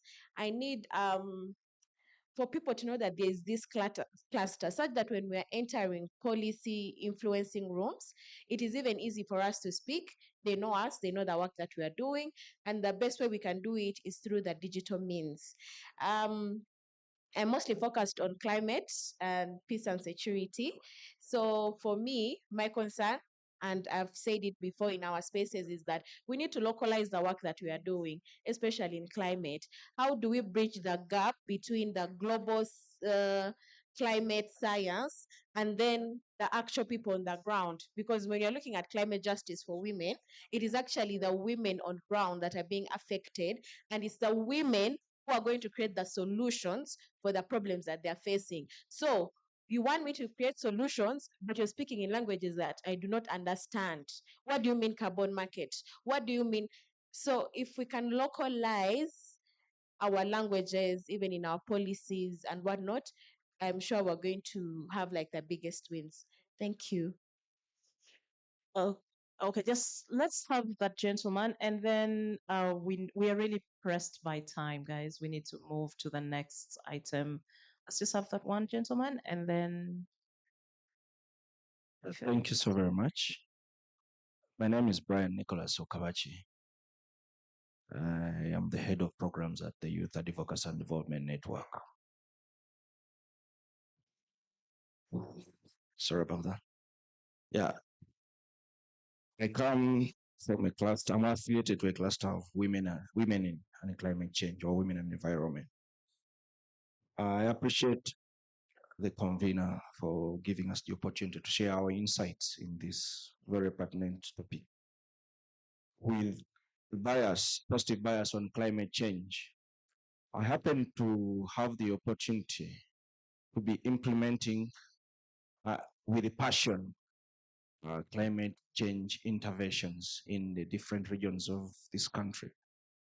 And I'd like to call upon each one of us. There are quite a number of us, okay, just a few of us have gotten the opportunity to come to this nice hotel and discuss a lot of very important things. But if we can deliberately endeavor to extend whatever resolutions, whatever interventions, and whatever opinions that we think can work and impact the most remote person in Amada, the most remote person in Yombe, there are quite a number of women that are doing a lot of things, but they are not having the opportunity. They are doing and can still do many things when it comes to conserving the environment, when it comes to building resilience, when it comes to practicing climate smart practices, but they end at that level. So if at all we can, and I really appreciate now for bringing up the idea of working in clusters, that you engage deliberately on a specific topic. You engage deliberately without touching here and there. So if we can, one, be mindful of which people we are advocating for, which people we are speaking for. And my colleague just talked about localizing the content. Bring it down to the list, the local language that I can best interpret information.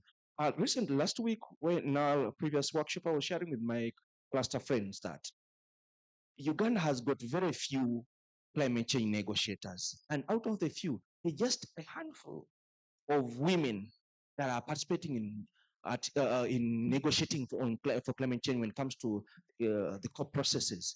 So if we localize the content, we are engaging deliberately.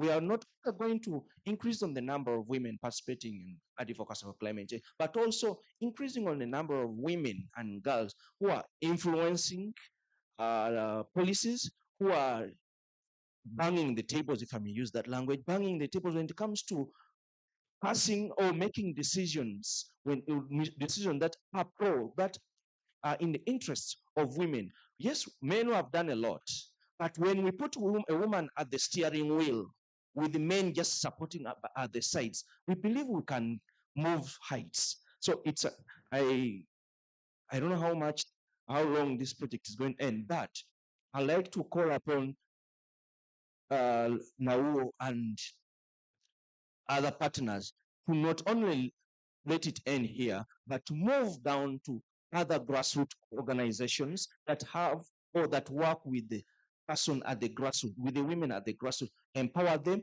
build their capacities, that they are resilient to the impacts of climate change. It's at that point that they will also come up and one share their opinions, share their knowledge with us, and also make sure that we improve on the communities, not only the communities, but the environment that we live in. Thank you so much. Thank you. Thank you very much. So we are not going to have more feedback, but I still encourage you to maybe just write it down. We'll find time when we are summarizing our key takeaways. I think I'll give you like 5 more minutes at that time. Then you will make your contribution. For now, though, let me invite our consultant, Nivatiti Nanduja, to please come over here and take us through the next session, which is our brainstorming session, where our clusters will now look through the various recommendations in their policy briefs.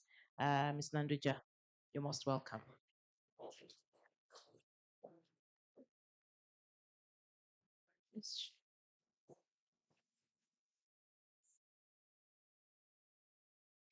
For the panel.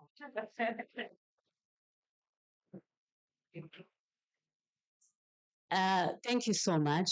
I don't know whether we need to all move to our clusters now in the current configuration. Is that okay? And hoping that everyone knows where they belong. Will I be justified? Can I hear from us? Because I think the exercise we're going to do right now is to double check with the recommendations that you made and see whether they still feature into the policy brief or you need to make some changes. Is that okay? So are we going to move into our clusters? Some energy. Yeah, good. So we've been joined by other people, I guess. I don't know whether you're comfortable to introduce yourselves, but I think it will be fair. I've seen WOPA here, which does a lot of work on policy engagement on behalf of the Women Parliamentary Caucus, among others. So we don't need to miss out on their continued support towards advocacy for law reform at a national level, but also engaging within their own spaces. So are we moving? Do we have a copy of the draft for each cluster? For the cluster leads, where are we? Yes, I think let's have the 4 clusters. The leads, please raise your hands, so that people focus to where you are. Yes. So let's move to where the cluster leads are and flip through the recommendations there and make any additions or subtractions. I don't know how much time we are left with, but I think we need to be very cognizant of the time. And where time doesn't allow, then we can request for more time after the meeting. Then we can do it in the course of the week. Then we have more time to engage on that. Are we good to go? We're going to use how many minutes? 30 minutes, is that okay? 30 minutes will be good to go. So starting now, thank you. Do you have the draft from the leads, the 4 of you? Yes? I'm assuming yes. No?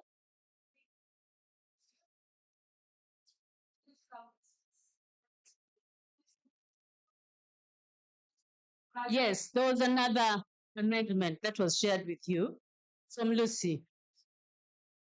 Okay, where is Lucy? Lucy, please share the current amendment that we have. I can't see Lucy because I have 4 eyes.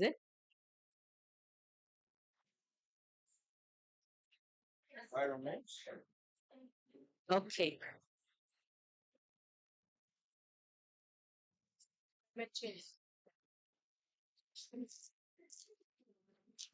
Climate change, please move to this table.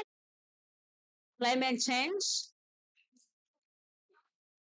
So the media, I need to interface on each table so that your agenda is also there. Because people don't know about climate change in the media. Smart agriculture, climate justice, those words, you need to interrogate that there, but also ensure that there is representation because you're the voice for the voiceless in the community. Yeah? That is very important. So we have climate change here. Here.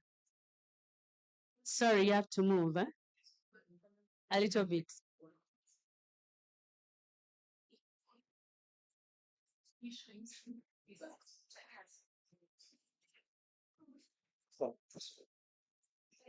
Here is peace and security, right?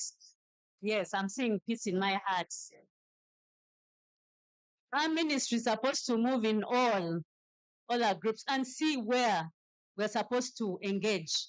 The ministry has a big role to engage and also provide technical support to civil society. So we need to reflect all that there. Okay, so you can divide yourselves. You go to each.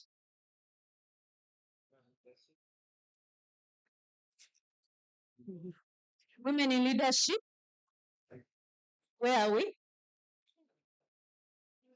Women in leadership. Are we here? Here.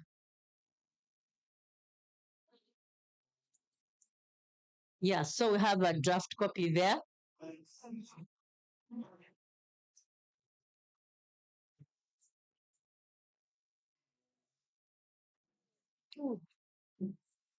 So which other group is missing? We're all covered, right? I'm only seeing 3. Okay, you're here. Economic empowerment. So are we using the laptop? We're trying to go digital, so I don't know why you printed those copies. Because climate change. Oh, good to see you. Yes, we need a soft copy. Yeah, shortly. So now we are at our tables. You're going to get the soft copies. Thank you.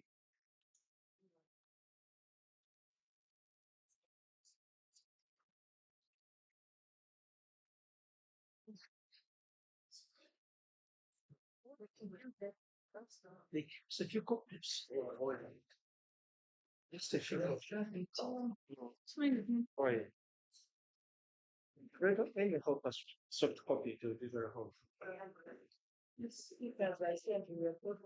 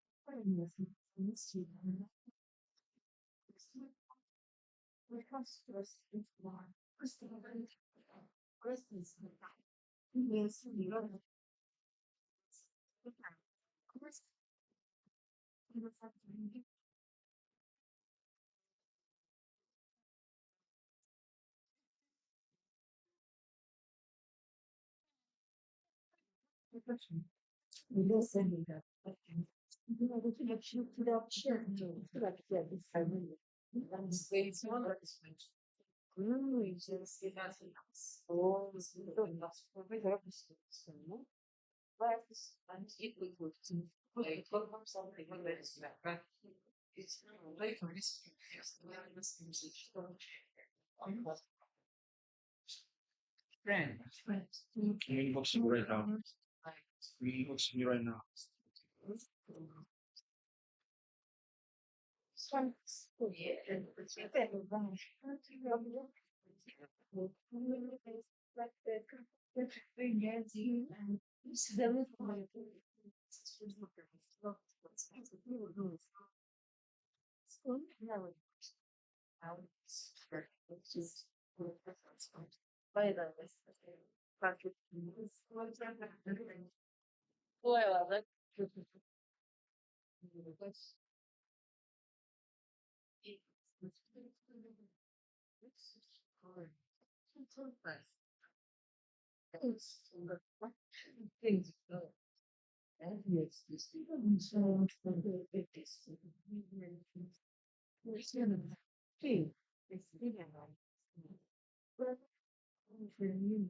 Members, we can use this time to put on to use.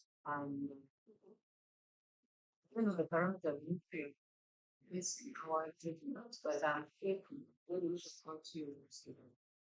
Or when we reflect on our position as a cluster, where are the gaps that we can address in this discipline?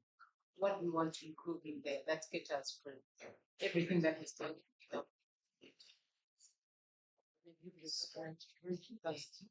So if you find that fact that you see where I want to change, then it goes.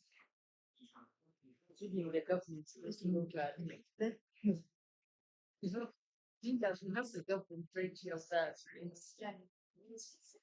They are going to tell us what share is true. So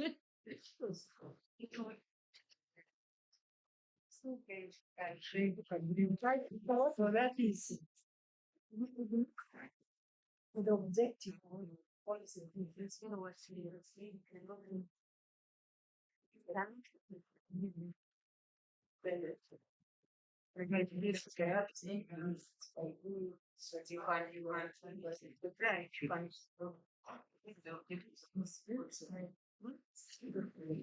That's what we are saying. Can I read this please?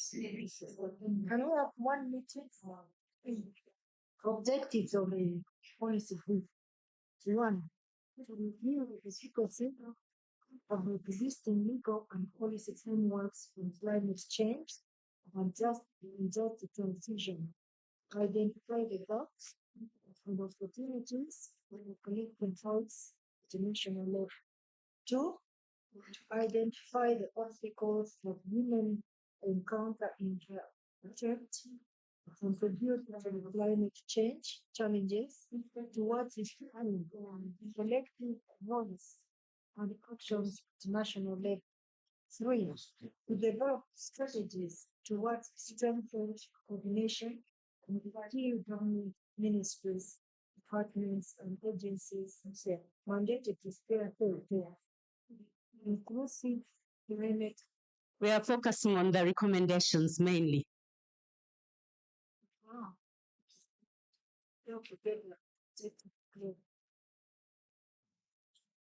In the interest of time, okay? but you still have more time after to critically look at the whole document.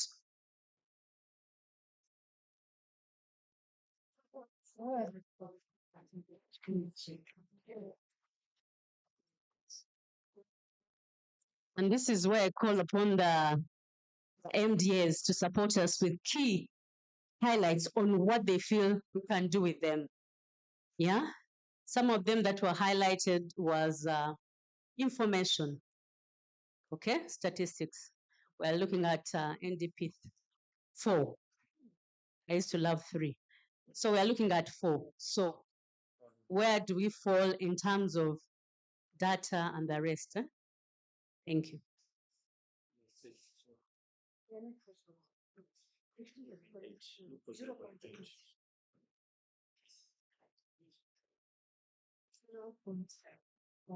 From recommendation of 0.8. Yes, that's true. 0.8. Yeah. 0.8. Okay. I'll make it. Reads everything. So what's that? They are on MCS, they are 11. On population promotion, they are 11 civil society and government partners.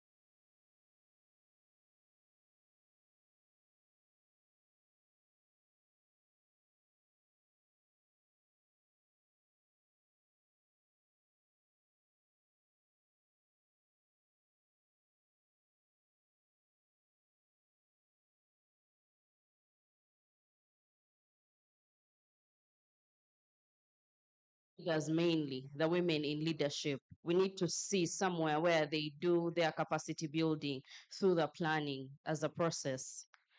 Then this one goes to Miss Irene. EOC. Is there a level of assessment as for the women in leadership where we consider the women in leadership now? Are they doing anything?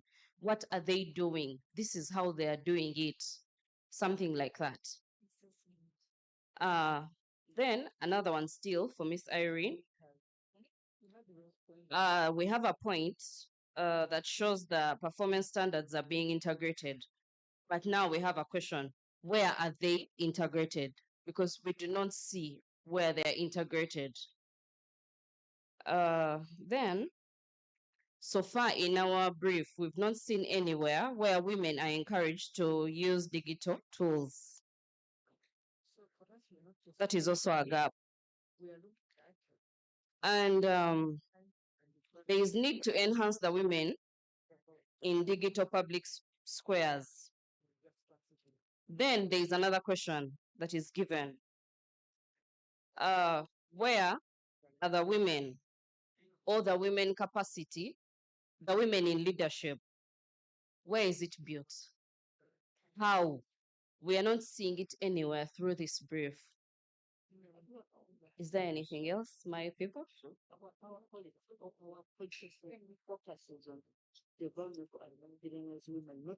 Just to add to what Sarah has said, on point 15, I think Titi, you will note, it says integration of the gender equitable performance standards as a way to encourage and build commitment towards gender quotas in leadership.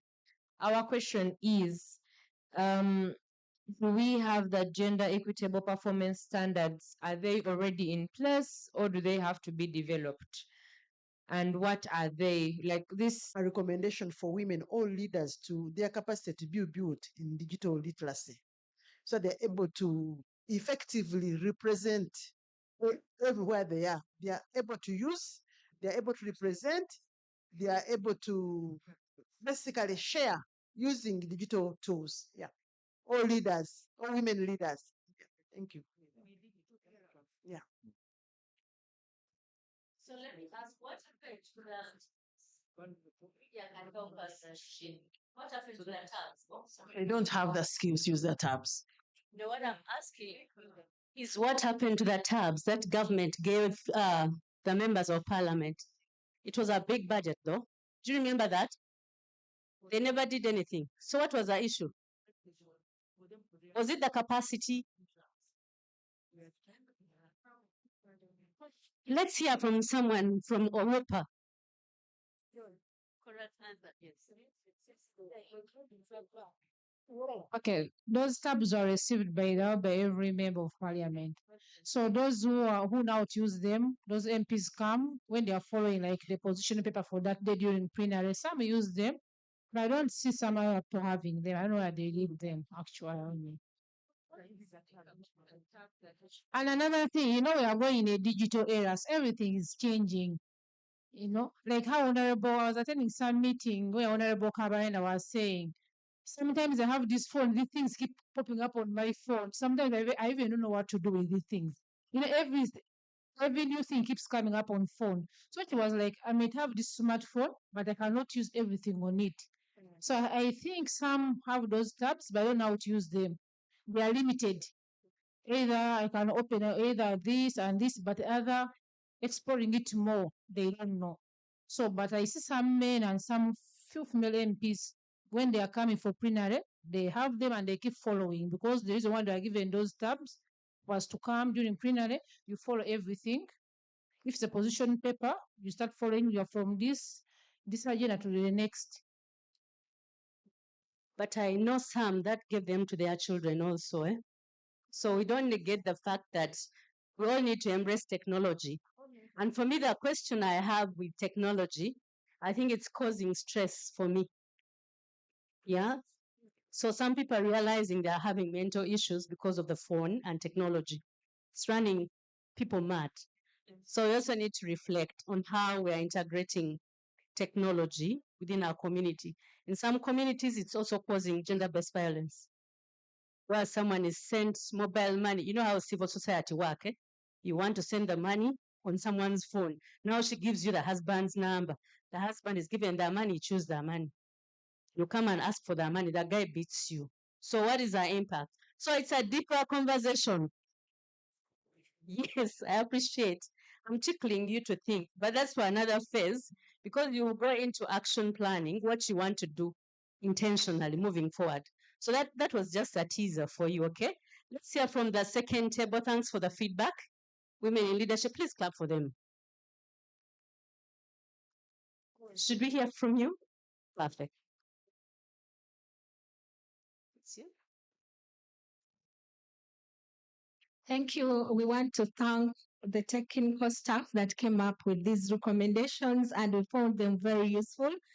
Apart from where we wanted to stress the recommendation and under government and MDS, recommendation number 3, which was to increase transparency and accountability in implementation of government programs such as GROW projects, PDM, among others. And we feel that just increasing transparency and accountability is not enough. We need to check the design and inclusivity of these programs because we realize that even with transparency and accountability, it leaves out a big chunk of the grassroots women who I think should be targeted if we are to change the economic status of women of this country. So we believe that by revising this recommendation, we would say that we should increase inclusivity, accessibility, and transparency in implementation of government programs that target grassroots women. Secondly, there is a recommendation which was pointing to provision of free legal aid to vulnerable women towards realization of their land and property rights. And my colleagues suggest that legal aid is implied to be free, so it's kind of a repetition by paying free legal aid. And then lastly, under that item, investing in number 10 recommendation was to invest in quality infrastructure that can alleviate women's unpaid domestic work. And we felt that this was a blanket statement, and we should say that we should invest in quality infrastructure like we mentioned water, we mentioned roads and health centers. And if these items are well catered for, they can save or alleviate women's unpaid domestic work to free up time for paid economic activities. So that is all that we managed to come up with. My colleague here is also pointing at the recommendation on strengthening the gender and equity responsive planning and budgeting among MDS. Yes. And we said that still it should be sufficient. We should have sufficient, not just attached funding as it has been, but the funding attached should be sufficient. Thank you so much.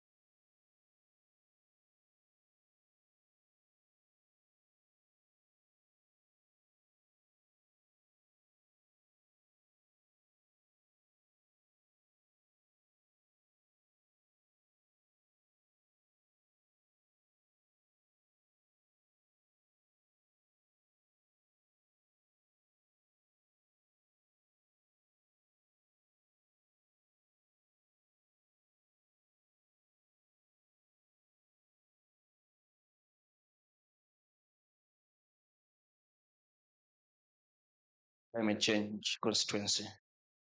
We've handled a few recommendations and also suggested more within the on the gaps, starting from the government and MDAs. We believe these are some of the things that we needed to add.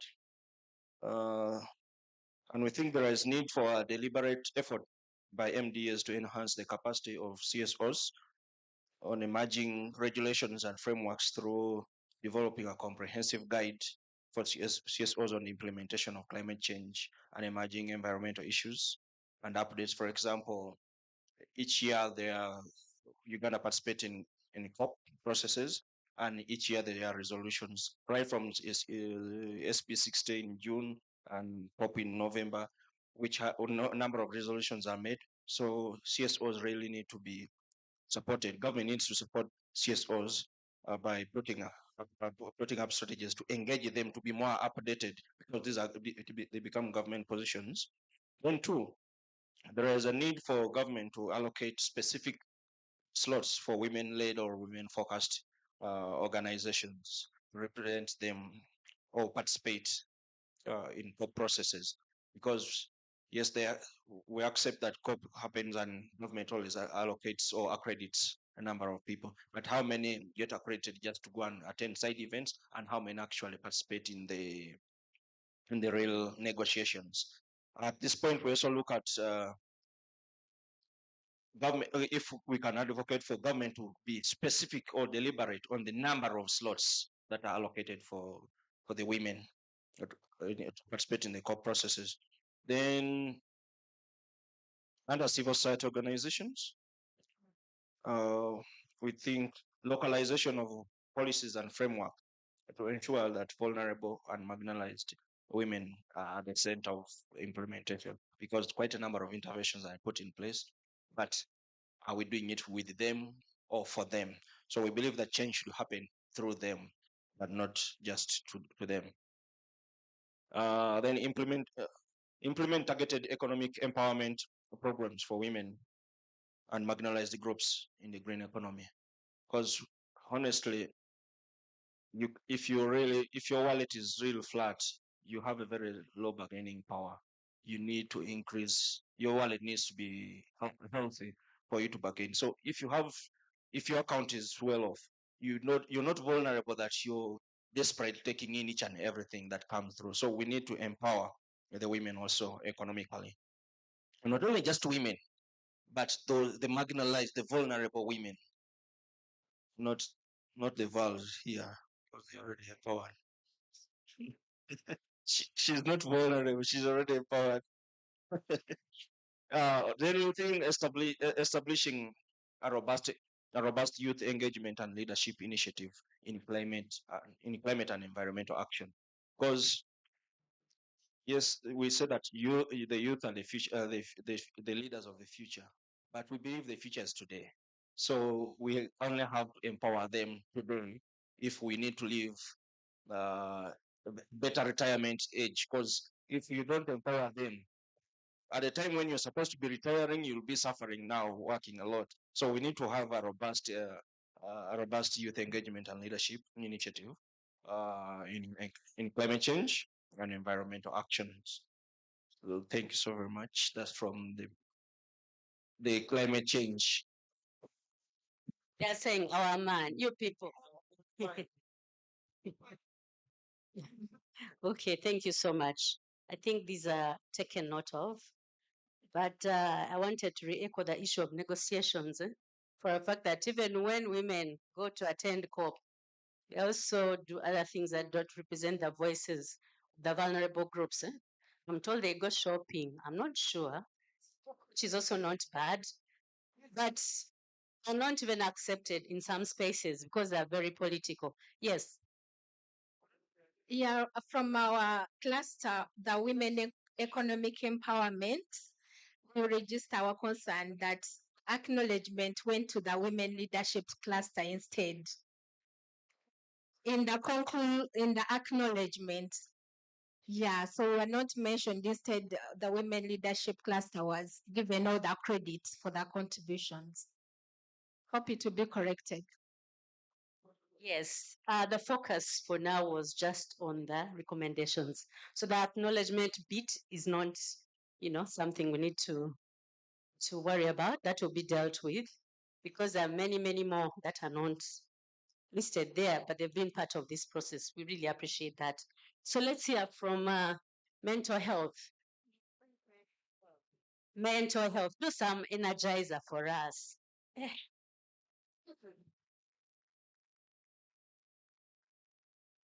Mental.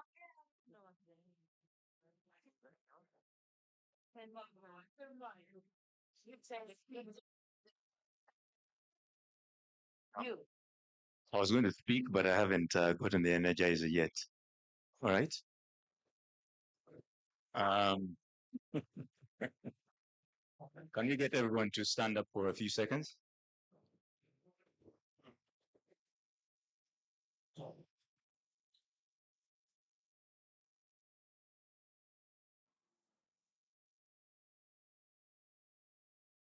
All right.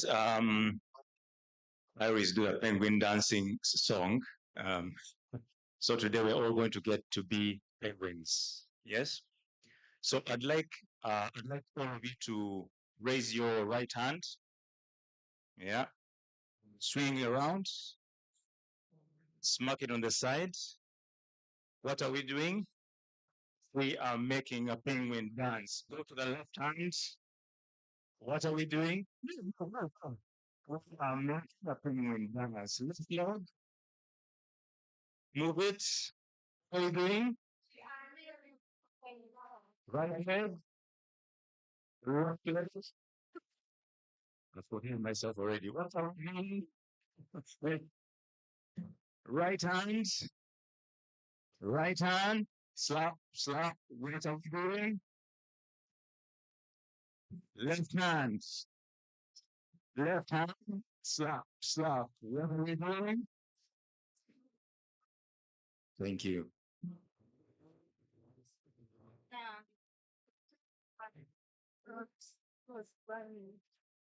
All right, so welcome back from the Penguin Dancers. My name is Mother, and I am with the Women, Peace and Security Cluster. So first off, I'd like to give my vote of thanks to our consultant. I think you have so very ably captured many of our thoughts and our submissions. Our observations are a handful, not too many. But first off, point 3 and 5 are the same. So those could be easily merged.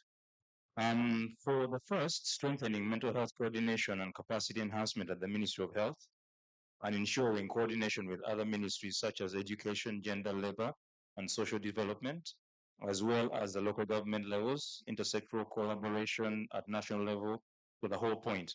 Basically, we feel, yes, it should be multi-sectoral, and we feel it help to make sure that we increase the number of partners, like the Ministry of Internal Affairs, Ministry of Health, creating more synergies in able to achieve the same goal. We felt with point number, let's see, point number, we felt it is important to also incorporate media engagement strategies for different stakeholders, strengthening them on purpose and the clarity of information that is disseminated. We also touched on, yes, point 2, an increase. We are advocating for an increased budgetary allocation from 1 to 10% as a minimum. So that will be embedded into point 2, where we're ensuring that there is parity in investment and prioritization of mental health services. We also looked at making sure that mental health services are accessible on 3 points. One, making sure that there's accessibility, availability, and affordability, that those should be key tenets in the provision of mental health services. We also noticed that we hadn't actually touched on the importance of harnessing technologies in increasing accessibility to the availability of services for mental health at different levels. So technological harnessing should also be there. When we spoke of media engagement, we also felt that it would be important that it be first off coherent as a strategy, media engagement strategy, that they should be coherent and they should be cross-cutting. That would be at a national level, CSO and community level. We also noticed again, as regards the crafting of information, that it is important that awareness and stigma reduction be harmonized in such a way that information or communications are suited or adapted to the local context. Because that makes a message or the communications more palatable, especially for the communities. So adapting it to local context, and also still under awareness and stigma reduction, that it would be important to change perceptions and acceptability of mental health services to the citizenry. I think that would be it from my group. Yes, the budgetary allocation has been touched. Maybe a last, under point 6, the integration of trauma-informed and mindset change approaches. At the recommendation or at the end, we said it should actually be integration into all government programming and across the different service delivery points. Yep. So those would be it from the peace and security cluster. Thank you very much. So thank you so much for that feedback. But I think what comes out clearly here is, should we maintain the clustering or we do a generic with MDS? Because I think we might miss out. Yes? We maintain, but we can harmonize here and there where it's possible. Okay, that's perfect. So thank you so much for this session. And I think we'll be going to the last bit. I don't know how we are managing in terms of time, because I've not seen people giving you coupons. So I'll assume we are still working within time, okay? So we're supposed to wind up. Where's Lucy? Welcome. So I want to hear from you moving forward. What next? Hmm? Thank you very much to everybody who has been in with us this journey. There are a couple of faces that have been recurring, really. They've never missed a session, they've never missed a meeting, and I don't take that for granted. Thank you very much for always standing up for these meetings.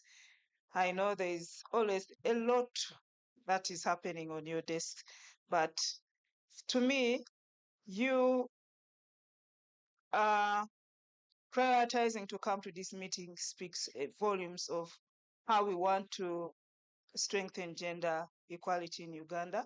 And we can only do that if we work as a group.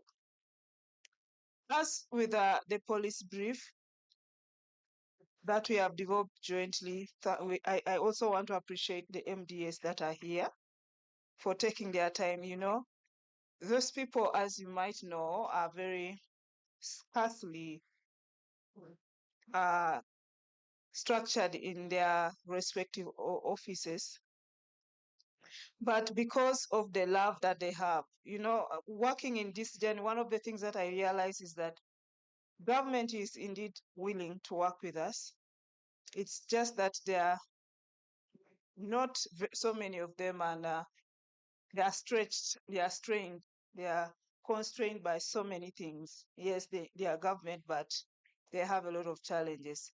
But I learned that they are open to dialogue. They are open to listen to us. They are willing to walk with us the journey and the talk. And I believe that developing these policy briefs together has enabled us to see that we can actually work with government. And I know that at appointed time, we should be able to push these policy briefs together to the different areas of recommendations that we have pointed out. So Where are we heading to?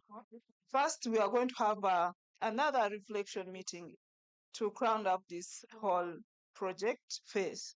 It's a project phase that is coming to an end, but there's a very green light that there is continuity of this project because all your efforts are being put in consideration.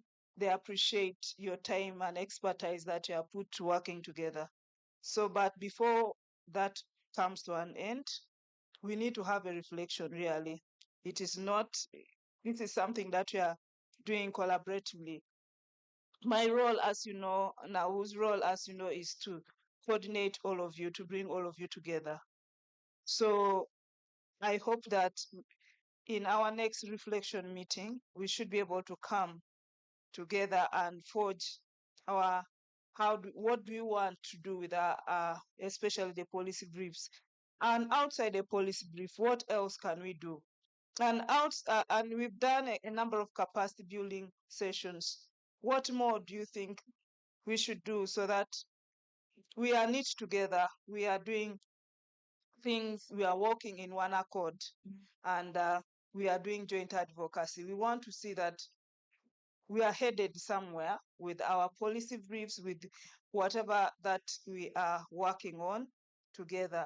Otherwise, I really appreciate you. I want to appreciate Titi for time and effort that she has invested in carrying out this quite interesting and rather complex assignment at the same time. And all of you for really being available. And GIZ, I hope you get to watch this video. We really, the organizations represented here are really grateful that you have given us this platform to be able to sit together in clusters and be able to discuss and agree and have something tangible on our desk and tables. And I really want to appreciate the cluster leads. Today, I saw a different version of women that are skilled, that are equipped, that are sharpened to take this agenda even better. I really, really, from the bottom of my heart and on behalf of NAU, I want to appreciate the time. I know how I pump into your emails, into your WhatsApp, DMing you guys. It is a lot, and like Irene said today, that if there's a statement I'm going, that there's communication that is going on that page until you can no longer ignore it. So I thank you so much for tolerating me, and I really look forward to more productive, fruitful deliberations. I think next week I will communicate when we're having that reflection meeting. Thank you very much.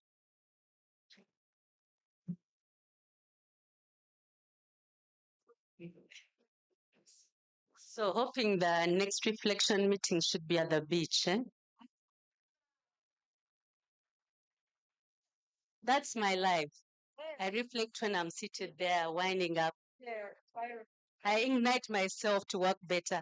So, members, thank you for being here. And I think your presence is really appreciated and it is really felt because your contributions are enormous to this process.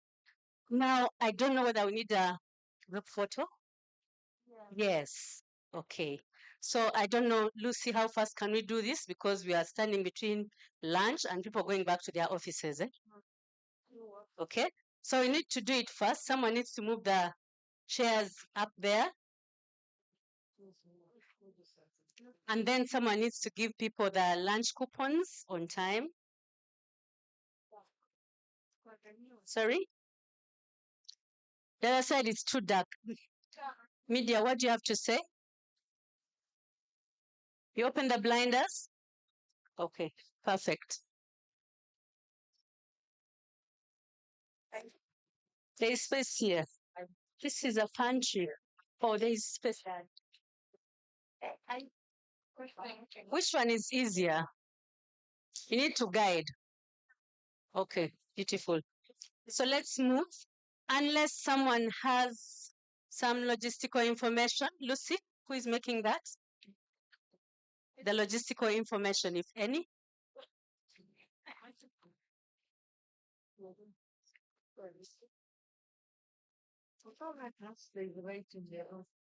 Thank you very much, Titi. As usual, today we are going to have our lunch here, and you are free to relax and chill until you get tired. So our lunch is here. We're not going down. Bridget is going to give us lunch coupons, and there's a modest transport refund to take us back home from Bridget. Bridget, if you're around, we need you for recognition. You're doing a very wonderful job.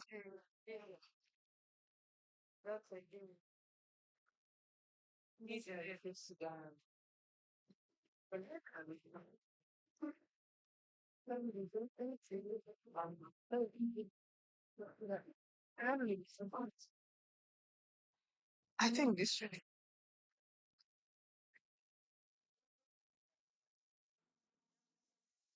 But we need our words.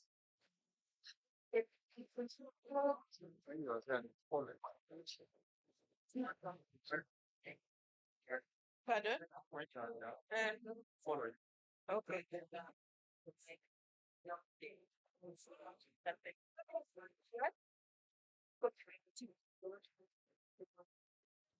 Ladies and gentlemen,